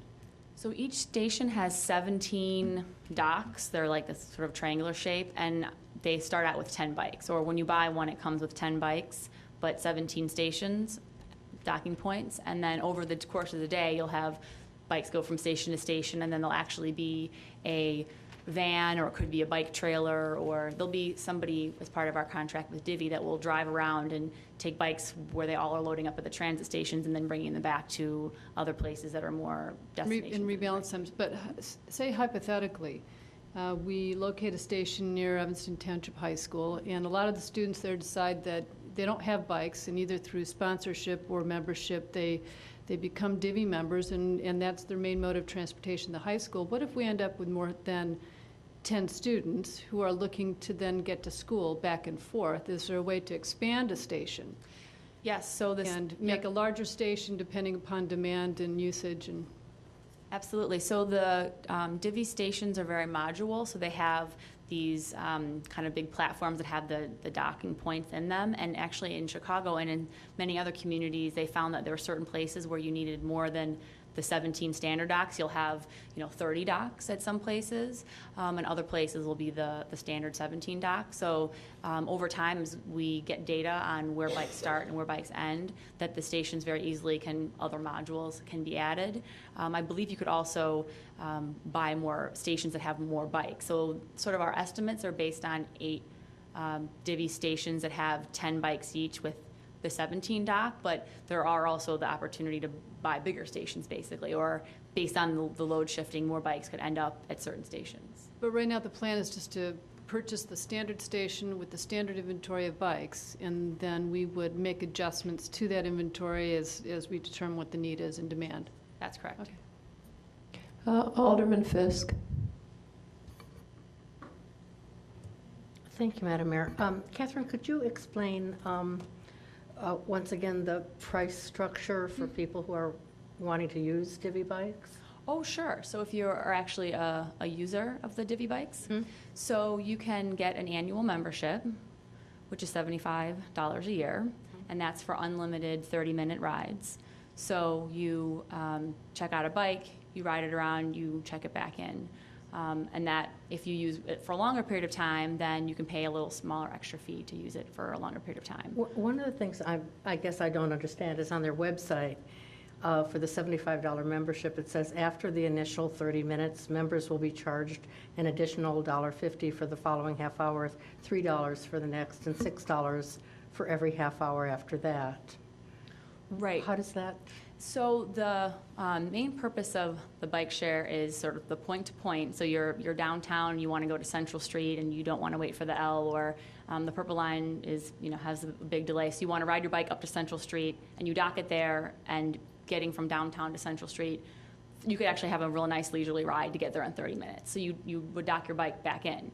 And in order to keep, as Alderman Grover was mentioning, if we have lots of people that want to ride, having like a lot of turnover so people can ride the bike and put it back in versus, one person to one bike. If you want to ride the bike for a longer period of time, you absolutely can take it for a longer period of time, but the whole pricing structure of the $75 a year is based on these short trips so that lots of people can be using the bikes. So if you've paid your $75 annual membership, you get your bike, you want to ride to Central Street, you arrive at Central Street, you dock your bike. There's no guarantee there'll be a bike there when you want to come back. Great, it's a great question. So the bike isn't any individual's bike, it's in the pool. So someone else could take that bike. There is an app that you can look at to see whether or not how many bikes are at each station or how many docks are at each station. So there is no guarantee that that bike would be there. There could actually be 2 or 3 other different bikes that are there, but it is about the point-to-point trip, and that's partly what the load shifting van or bike trailer, they're kind of thinking in Aspen, they actually have a bike that drives around and picks up bikes and puts it on the back of a bike trailer. But that van is constantly driving around so that to the extent possible, there's never a time when you would come up to a station and there's no bike available. But theoretically, if you keep your bike longer, let's say you keep your bike for an hour and a half, that you're doing various errands, you've got your $75 fee that you've paid, then your additional $1.50 for the following half hour, the $3 for the next, so that you're up to $4.50, and then $6 for every half hour after that. So you could be up to clearly over $10, even if you've paid your annual fee. That's correct. Okay. And then the 24-hour pass, which is a $7 pass, is still based on the 30-minute ride. Is that correct? That's correct. Okay. That's correct. Have you done any, as part of your research, when you're selecting the locations, any idea of where these half-hour trips might be more likely to occur than others? So right now, the information we have is primarily based on user feedback from the bike plan update and from people saying these are where I'd want stations to go. I'd like to have one at the Main Street Metro CTA so I can go to work and back and forth. So as we narrow down on the locations, we'll draw these radiuses of how you can get where you can get in 30 minutes. But the way that we have the grid pretty much right now is that with Evanston being relatively small, you can get to most of these stations from station to station within 30 minutes, but you can absolutely get from your station to the next nearest station within 30 minutes. Right, but you have to return your bike to a divvy station in order not to incur further charges. That's right. Right. Yeah. Alderman Rainey. Thank you. Catherine, have you done any research about user activity at a high school where there is a divvy station? We have not yet, but that's a great idea. We can look at that. I would love to know how that works. Secondly, I was a little surprised about how heavily weighted the stations are east of Ridge. You mentioned that there is a circle close to Asbury, but it's really not at the right place on Asbury. It's at Asbury and Ridge. And I can tell you that at Asbury and Howard, there is that circle, where the benches are, et cetera, in front of CVS. It is a huge hub for bus travelers on on 3 corners, on the Chicago side, both sides of the street on the Chicago side, and at the CVS where we made that space so that people could gather there, and that's what happens in the summer. I mean, there's all sorts of people sitting on the benches and things. And I think you should look at that as a possible site, with CVS maybe wanting to be a good neighbor and joining in and being a sponsor of some sort. Right. And Alderman Rainey, you realize that that's a Chicago site? I'm talking about our doing something, no, CVS is in Evanston. I know, but I'm saying, but Chicago is going to install one across the street. Not on my map, it isn't. So the two at Asbury and Howard and at the Red Line station. This map says Asbury, this map says Ridge. It's Ridge. This is Ridge. Well, and that, Alderman Rainey, you're absolutely right. So partly the goal now is to try to narrow down within a couple sort of block. Okay, but is it Ridge or is it Asbury and Howard? Is the Chicago station. So the short answer is it's Chicago Station, so we have to work with them, but Chicago and Asbury or Chicago? Oh, they want to do Ridge, right? Chicago and Ridge. So we'll have to work with the city of Chicago for, that's right. This map on the wall says Asbury and Howard. The map we're looking at in the picture is Ridge and Howard, okay. For Chicago stations. So Chicago is not finalized where they're going to put them along Howard, so I think us meeting with them and talking about where we think they should go, because we obviously know a lot about if it is at Chicago side. Asbury and Howard, or at Western and Howard, Right. then let's encourage that. Okay, And then great. we can put one someplace else. But this is Ridge and Howard. And Right. of course, we don't even allow bicycles on Ridge. Right. Absolutely, I will definitely talk with them. They have not finalized where they're going to be, so we still have a I good understand. opportunity. I just want to throw that out. I think that this is just great, really. I mean, that we actually ended up getting this. It's so good. Madam Mayor, Alderman Wilson has a question. But it's not really it's I guess it's a comment, and probably everybody in the room will fall off their chairs. But when I first heard the idea of the bike sharing concept, I was extremely excited. And when Chicago first started looking at the divvy stuff, it was really, really hard to get information about it. So, and our staff did a really good job of getting the information. And unfortunately, the product was developed, and we just kind of only have one option. You know, you tie into the Chicago system. But personally, I am extraordinarily disappointed with the way the product evolved and the cost. The cost is, personally, I find the cost of it to be outrageous, and the business model that was developed it has a lot of disappointing aspects. The idea that there are constantly trucks driving the buses around, it defeats a lot of the purpose of the environmental component. So you've got, people riding bikes, but you've got trucks riding, so so there are a lot of issues I have. I'm not going to dwell on it, but I just wanted to, I guess, voice my opinion and why I look at it the way I'm looking at it. So I think our staff has done an excellent job, given the constraints of what the product is, and we don't have any ability to negotiate. It is what it is. So thank you for all your work on it. Nothing's perfect. Thank you. That there are no more questions. And so, Madam Mayor, before the council is Resolution 87R14.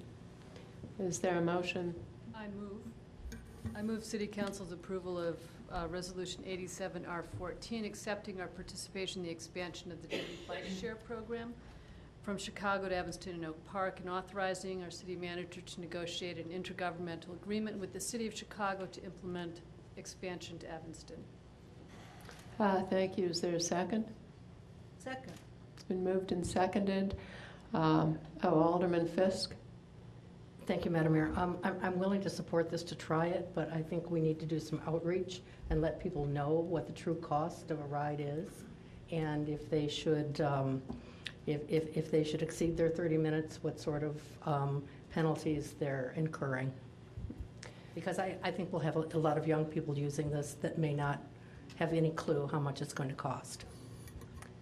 Thank you. Alderman Rainey? Well, the concept is you go from station to station, that you don't exceed the 30 minutes. And you could forget, you know, you could leave but you can't leave the bike someplace I don't think. You know, when you go in a store with a divvy bike, what do you do with it?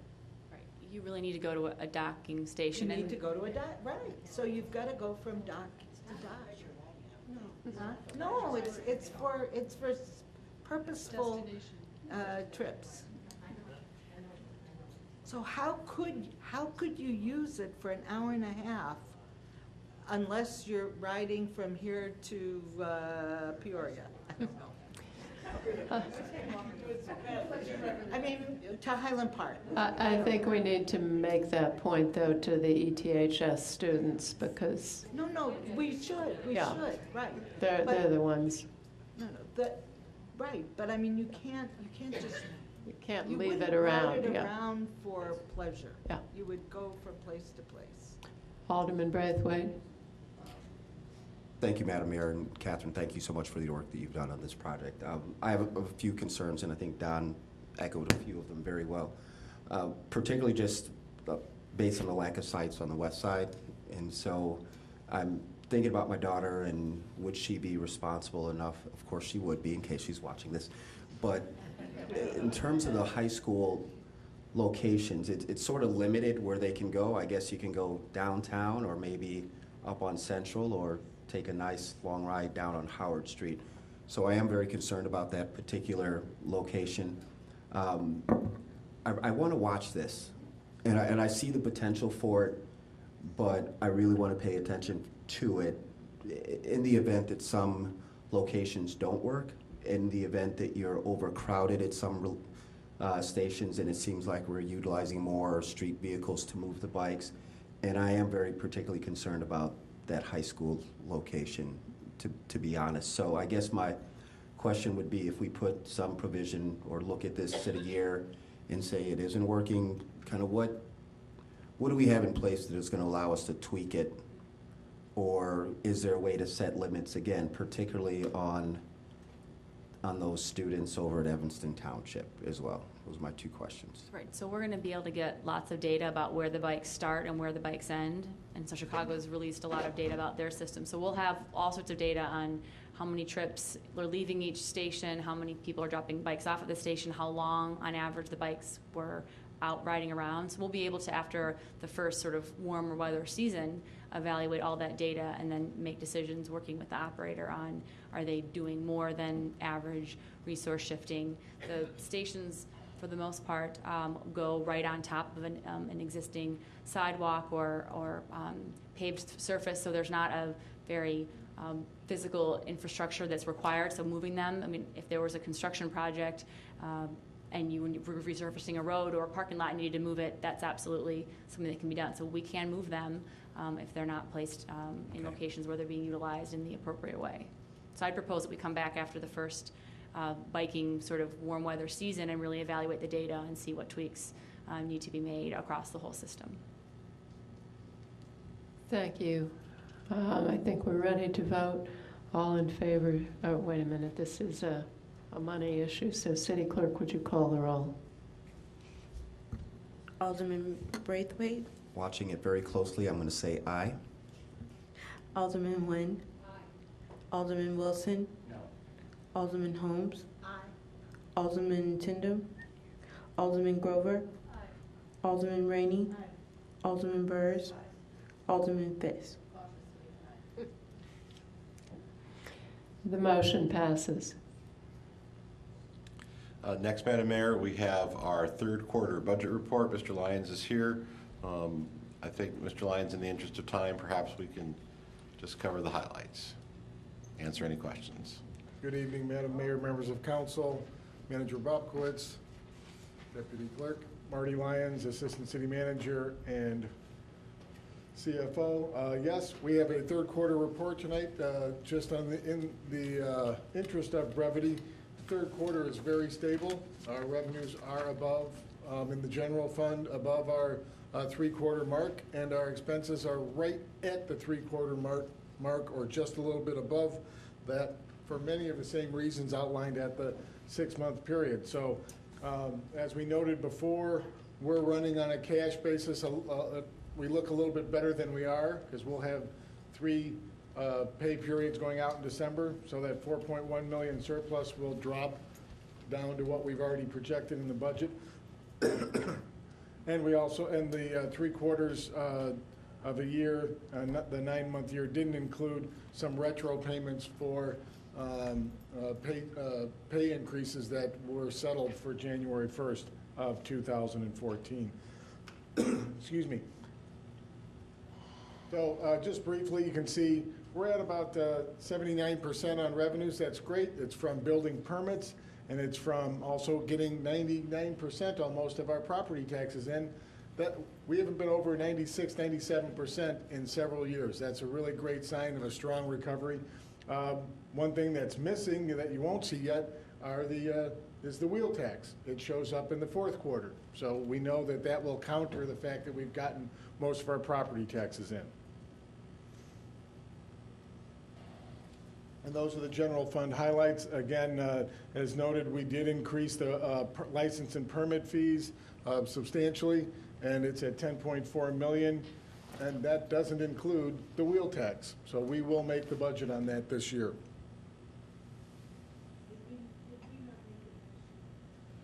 We did last year, but we during last year's council revenue discussion, we had a long chat about where to put that revenue from the one-time Kellogg permit, and so where would we set that at? So I think we guessed fairly well, and and we've had a lot of other permits come in as well that we're not dealing with Northwestern. So that's been a nice, strong building economy so far this year. On the expense side, just to make a note that you can see one of the things that we do at the bottom, the capital improvement transfer and the transfer to debt service, those just go out at a monthly rate. Police and fire are just slightly above their budgeted amounts year to date. So, for the most part, we're doing very well. Parks and Recs is also slightly above, but that's also after 3 quarters of a year. They just got done with all of the summer. So then they will go below their normal rate for the last 3 months. So they should come in at budget as well.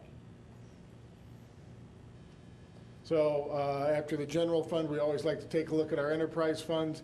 All the enterprise funds are doing fairly well on their revenues. As you can see, the parking fund a little bit below. That's also because it does get transfers in. But the water, sewer, given our summer, I'm actually very happy with that. It was a very cool summer, so we're in good shape there. And again, solid waste continues to come in right about where we expected them, and with those expenses being below it, 61.5%, that's great to see. We're holding the line, and as we've talked about, and we talk about in the memo, solid waste continues to inch its way up to being in the black. It's run efficiently each year. It's just what it started out with that was where it started out in the hole, but it's run a surplus every year since we put it in place. And as we usually will note at this point in time, we're getting a lot of our capital payments in now for the capital projects that were done this summer. So we'll start catching up a little bit on the enterprise fund calculations. One big payment we have December 1st of every year is our debt service payment. So I was just looking at that. That'll be a wire of, we will wire out $13 million on December 1st at least for debt service payments. So that will bring a lot of our expenses back up towards budget. So we've also talked quite a bit about where we're at for the estimate. At the bottom, we're at $800,000 is still our estimate. We're talking during the budget about using some of that to do another half a mile of streets. So that will take that down to $450,000. But again, in the general fund, the word that I would always pick for this year is stability. We're right where we thought we would be, revenues and expenditures basis. That's our calendar for the budget going forward, to let you know what we're doing as far as financial management for the rest of the year. And it was up there before. We will also be doing the levy abatement at the end of the year as well. So we will, we're looking at abating just over $9 million in property taxes, so from our debt service. So a very large abatement again this year on property taxes. Be happy to take any questions. Alderman Rainey. Marty, the TIF that we're closing, it's going to have a $800,000 balance. Southwest? The Yes, name of it, is it the Southwest TIF? That is Yeah, correct, Southwest Alderman TIF. Did we analyze every single possible expenditure that we could have made out of that?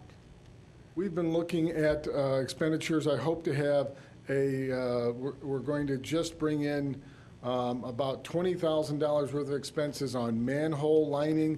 We couldn't reach out any farther away from the TIF. I went one manhole outside the border and said it was connecting. Director Robinson's looking at some additional, I can go one manhole cover, Okay. that's allowed. That's in the TIF law, isn't it? It is, Okay, as one long as manhole I'm cover. connecting to something. And we are looking at also, the weather really threw us a curve, because one of the things that Director Robinson was going to look at was the purchase of a decent amount of asphalt mix, and to go in and do some of our own strip repair instead of pothole repair, take off 2 inches and put down new strips.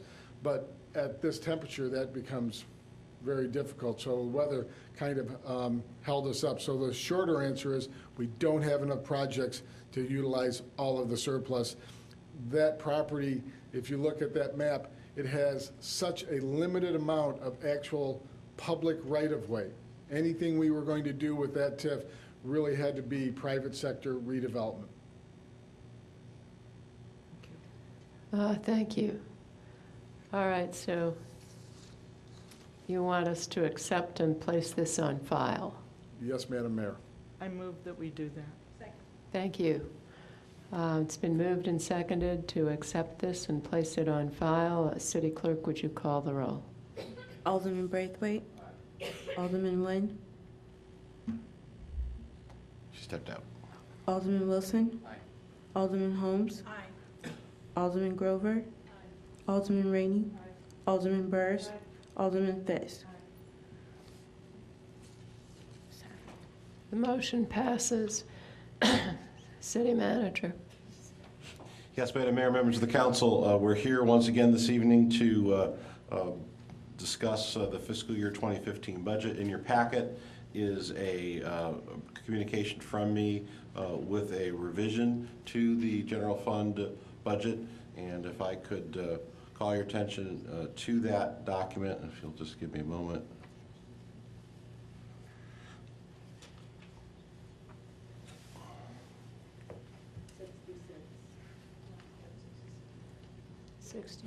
$66. So on page 66 of your packet are revisions. The staff has listened carefully to the discussions that the council has had, and we're proposing the following revisions to that. The first is a change to my recommendation regarding vital records.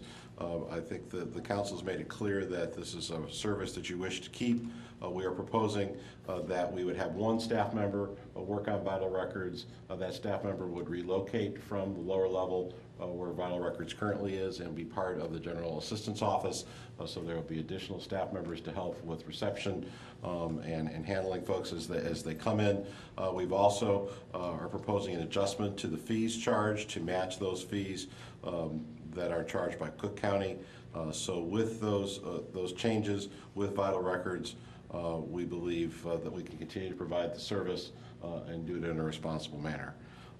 Also, two other adjustments, an increase in uniform costs citywide. I've been meeting with staff members across the organization, and one of the things that I've heard, especially from our Public Works Department, is that we are still lacking all of the cold weather and wet weather uniforms and equipment that we need. So we're making some adjustments to make sure that all of our employees have those proper outerwear as climates continue to change. I also heard from our public works staff concerned that they are not getting all the training dollars that they feel are appropriate. So we're asking for a $10,000 reduction or increase there. So those are the changes, and as you see on the bottom of page 66, that then nets out to a general fund, proposed general fund surplus down from $125,000 to $109,312. On the Southwest TIF on page 2, or point 2 on page 67 of the packet, I think Mr. Lyons pretty much just covered the issues with the Southwest TIF. And then point 3, revisions to the Capital Improvement Fund program. We are adding an additional dollar amount of $400,000 for alley paving. This is something the council's discussed a couple of meetings during this budget cycle, and we think that that will help move us forward with the 50-50 alley paving. And then, as the mayor requested, we're also proposing $350,000 in additional dollars for street paving. That would provide an additional half mile of additional streets, and we are proposing to fund that from the current year general fund surplus. So as you can see, that's broken down in detail there. The proposed budget included $7.58 million in GO bonds. We're proposing to adjust that to cover the alley costs, to raise that up to $7.73 million for general capital projects through the GO bond. So, Madam Mayor, members of the council, appreciate your time and effort in looking at these issues. You have met over several meetings to discuss this. We have provided you over 60 pages of answers to questions. If people are curious, they can see on our website the detailed answers to all these questions. It is the council's practice that to have these questions answered in writing, and so that is made available to you. It is our hope this evening to get general direction from you moving forward, so we can come back at the Administration and Public Works Committee next week with the appropriate documents to move forward with the adoption of the budget. Be happy to answer any questions. Thank you. Alderman Braithwaite. Thank you, Madam Mayor. I'm still just stuck a little bit on the vital records. I've tried going back and forth between the budget memo and also the packet just to get a real clear understanding of what the expenses are broken down and then what the revenues will look like under the new system. And so I'm still flipping back and forth trying to figure out the actual savings. And so if we could just get a very specific breakdown of what the salary, supplies, the licensing fee, I'm trying to wrap my head around that. And maybe that's just a question that I can get answered right now. There's a dollar amount that's assigned to the licensing fee. And I guess my straightforward question is the staff in Vital Records currently doing the actual licensing, or is that taking place out of the health department? That was one just area that I was just a little bit confused on. Mr. Lyons. And then specifically to look at what the expenses will be, revenues expenses with the proposed increase in fees, Marty. Thank you. Alderman Braithwaite, I believe it's page 44 of the packet, has a line Budget item. memo or packet? Page 44 of the budget memos. Okay. Thank you. And so that would have the line item detail that was requested, so you can see all of the expenses broken out. The revenue, and just using round numbers, the revenue for that would be used if we went to the county fee was approximately $126,000. No, we lowered it slightly because if we had the exact same number of licenses issued, we would have $126,000 in revenues, but we calculated that the actual volume would drop a little bit if we raised the fees, and so we were calculating approximately $112,000 in revenues. So again, if we're looking at the one person solution in that business unit called Vital Records, then you would still have a self-sustaining operation with that level of revenues versus the expenses. Alderman Braithwaite, does that Yeah, no, I answer? thank you. Alderman Rainey. Peter, I heard you say something about licensing. What remind me of what? It was in I'm flipping back and forth, so give me. I mean, that's not my question, but I just would like to have that clarified. Is there licensing going on in? No, it is the provision. On the program level, we do license funeral directors, and so there are. And that revenue, which is the point I think Alderman Braithwaite was making, is that when you look at the revenue for this program, it is not just the birth and death certificates, but it's also the licenses. There's a standard funeral director license, and then there's a temporary funeral director license. And so both of those revenues come into that program. All right. Okay. What I wanted to say was not about that. Okay. I wanted to say, first of all, that I thought that the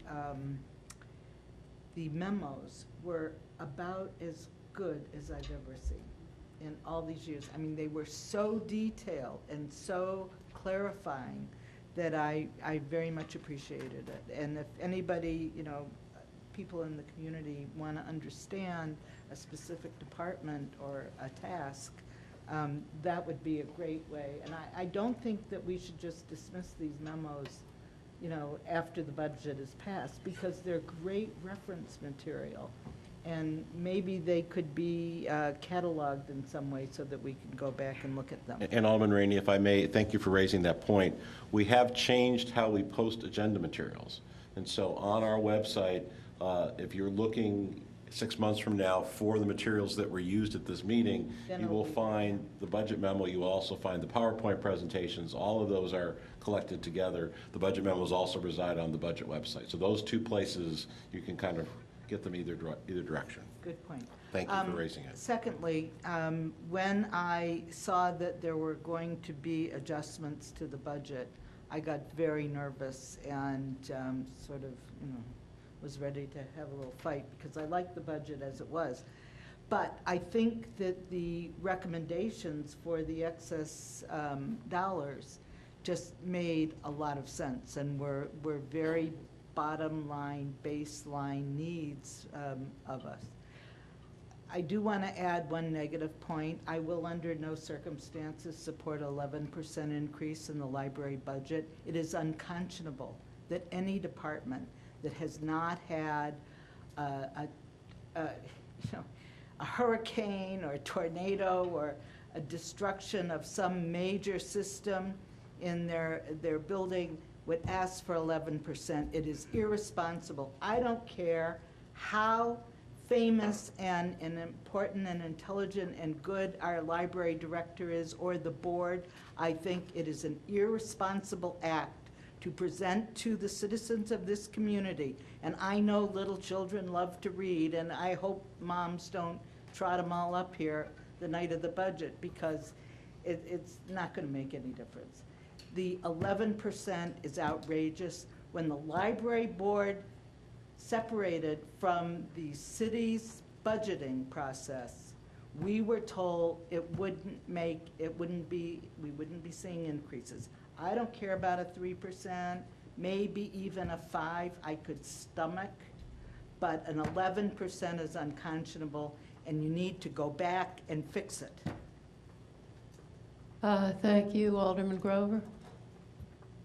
Thank you, Madam Mayor. Thank you, Mr. Lyons. I want to thank you and your staff for really a most professional job putting together not just the initial proposed budget, but in every communication to us. And it's been, what do we have, almost 50 pages now of budget memos that are available to everybody in great detail. And like Alderman Rainey, I appreciate the perspective, the multi-year perspective in a lot of those budget memos, but also the multi-community perspective. So knowing what our baselines are, what our benchmarks are for a lot of our policy and budget decisions.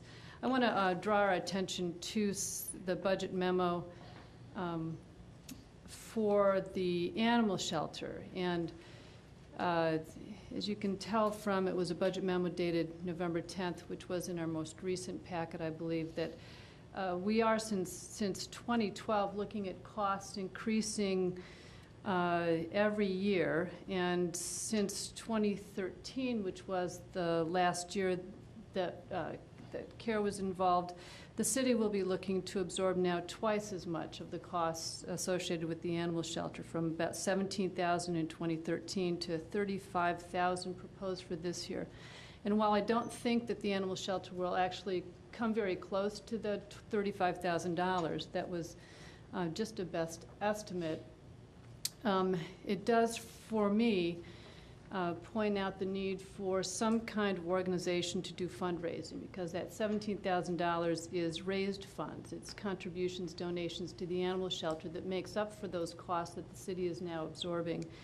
And I'd like us to really come back around at some point very soon, talk about how, as the Animal Control Board is doing, how to better structure how we manage and operate the shelters so that the city is not absorbing the full costs. And the $35,000, by the way, do not include personnel associated with the animal shelter. So we've got a big investment in our animal shelter, but I think there's much more potential for the community to pick up some of these costs. And the question is, how do we best organize it to do just that?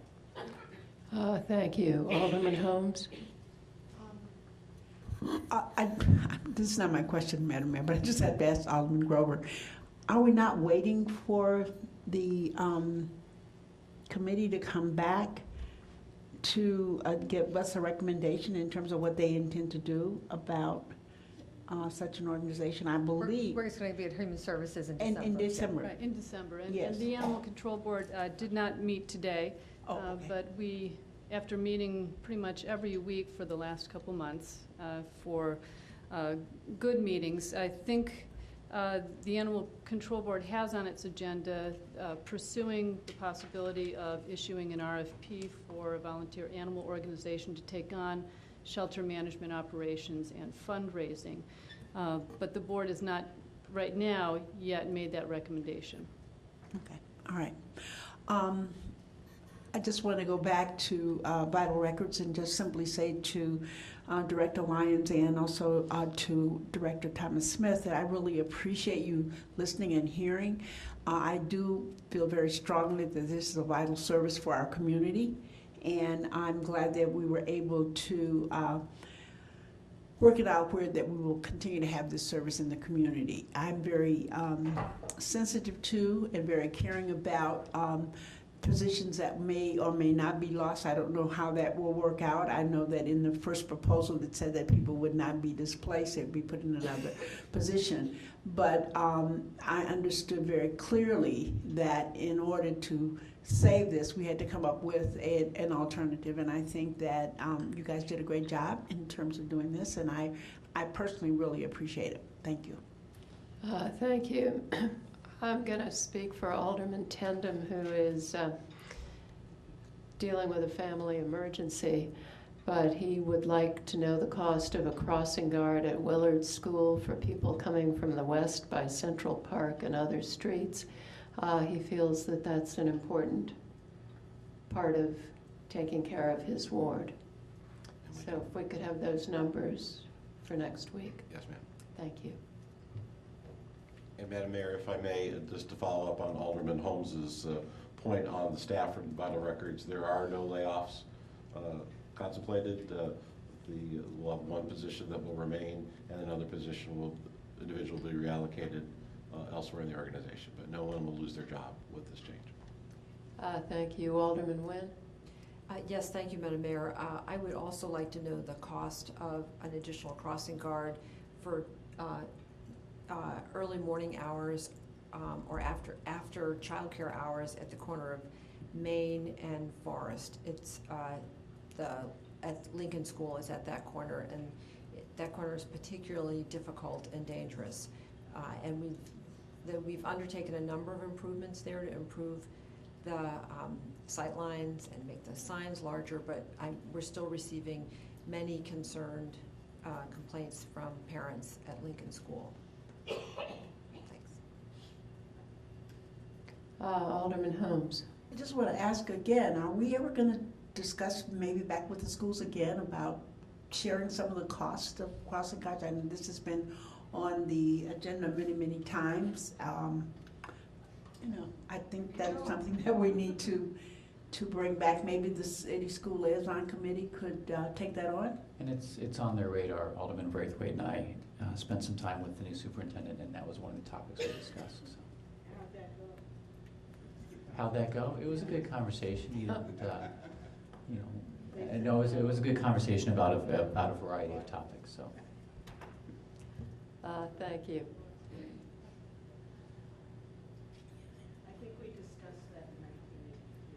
I think every year that I've been on the council. But thank you for bringing it up again, Alderman Holmes.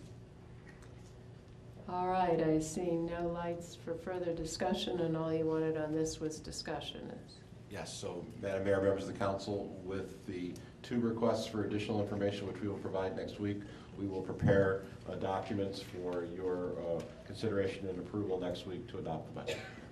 Thank you. All right, we still have appointments to the Environment Board. Alderman Rainey, do you want to handle this? You always do. Madam Mayor has recommended appointments to the Environment Board: Marcus Banks, Lad Arboretum, Antonia Stomanova, Preservation Commission, Julie Hacker, and Timothy Schmidt. Thank you. It's been moved and seconded to approve the appointments. All in favor say aye. Aye. Opposed? The ayes have it. And we are at college awards. Alderman Braithwaite. No report, Madam Mayor. Thank you. Alderman Nguyen. Thank you. Alderman Wilson. No report. Thank you. Alderman Holmes. Just want to invite you this coming Thursday to Fleetwood at 7 o'clock for the 5th Ward meeting. We will have YOU will be there to discuss their new upcoming building in the 1900 block of Church Street. Thank you. Alderman Grover. Thank you. Alderman Rainey. Yes, Madam Mayor. As you well know, and Alderman Holmes knows, the Hecky Powell street naming is the most exciting street naming in the history of this country. And Alderman Wilson, you were there too. It was just the most amazing thing, and it couldn't have been done without the fire department, and it was just great. Thank you. Alderman Burris. Thank you. Alderman Fisk. Thank you. Alderman Wilson, do you have a motion? I do. Pursuant to 5 Illinois compiled statutes, ILCS 120/2A, I move that the City Council convene into executive session to discuss agenda items regarding personnel, litigation, and minutes. These agenda items are permitted subjects to be considered in executive session and are enumerated exceptions under the Open Meetings Act. These exceptions are 5 ILCS 120/2A, C1, C11, and C21. Thank you. Is there a second? All in favor say aye. Opposed? The ayes have it.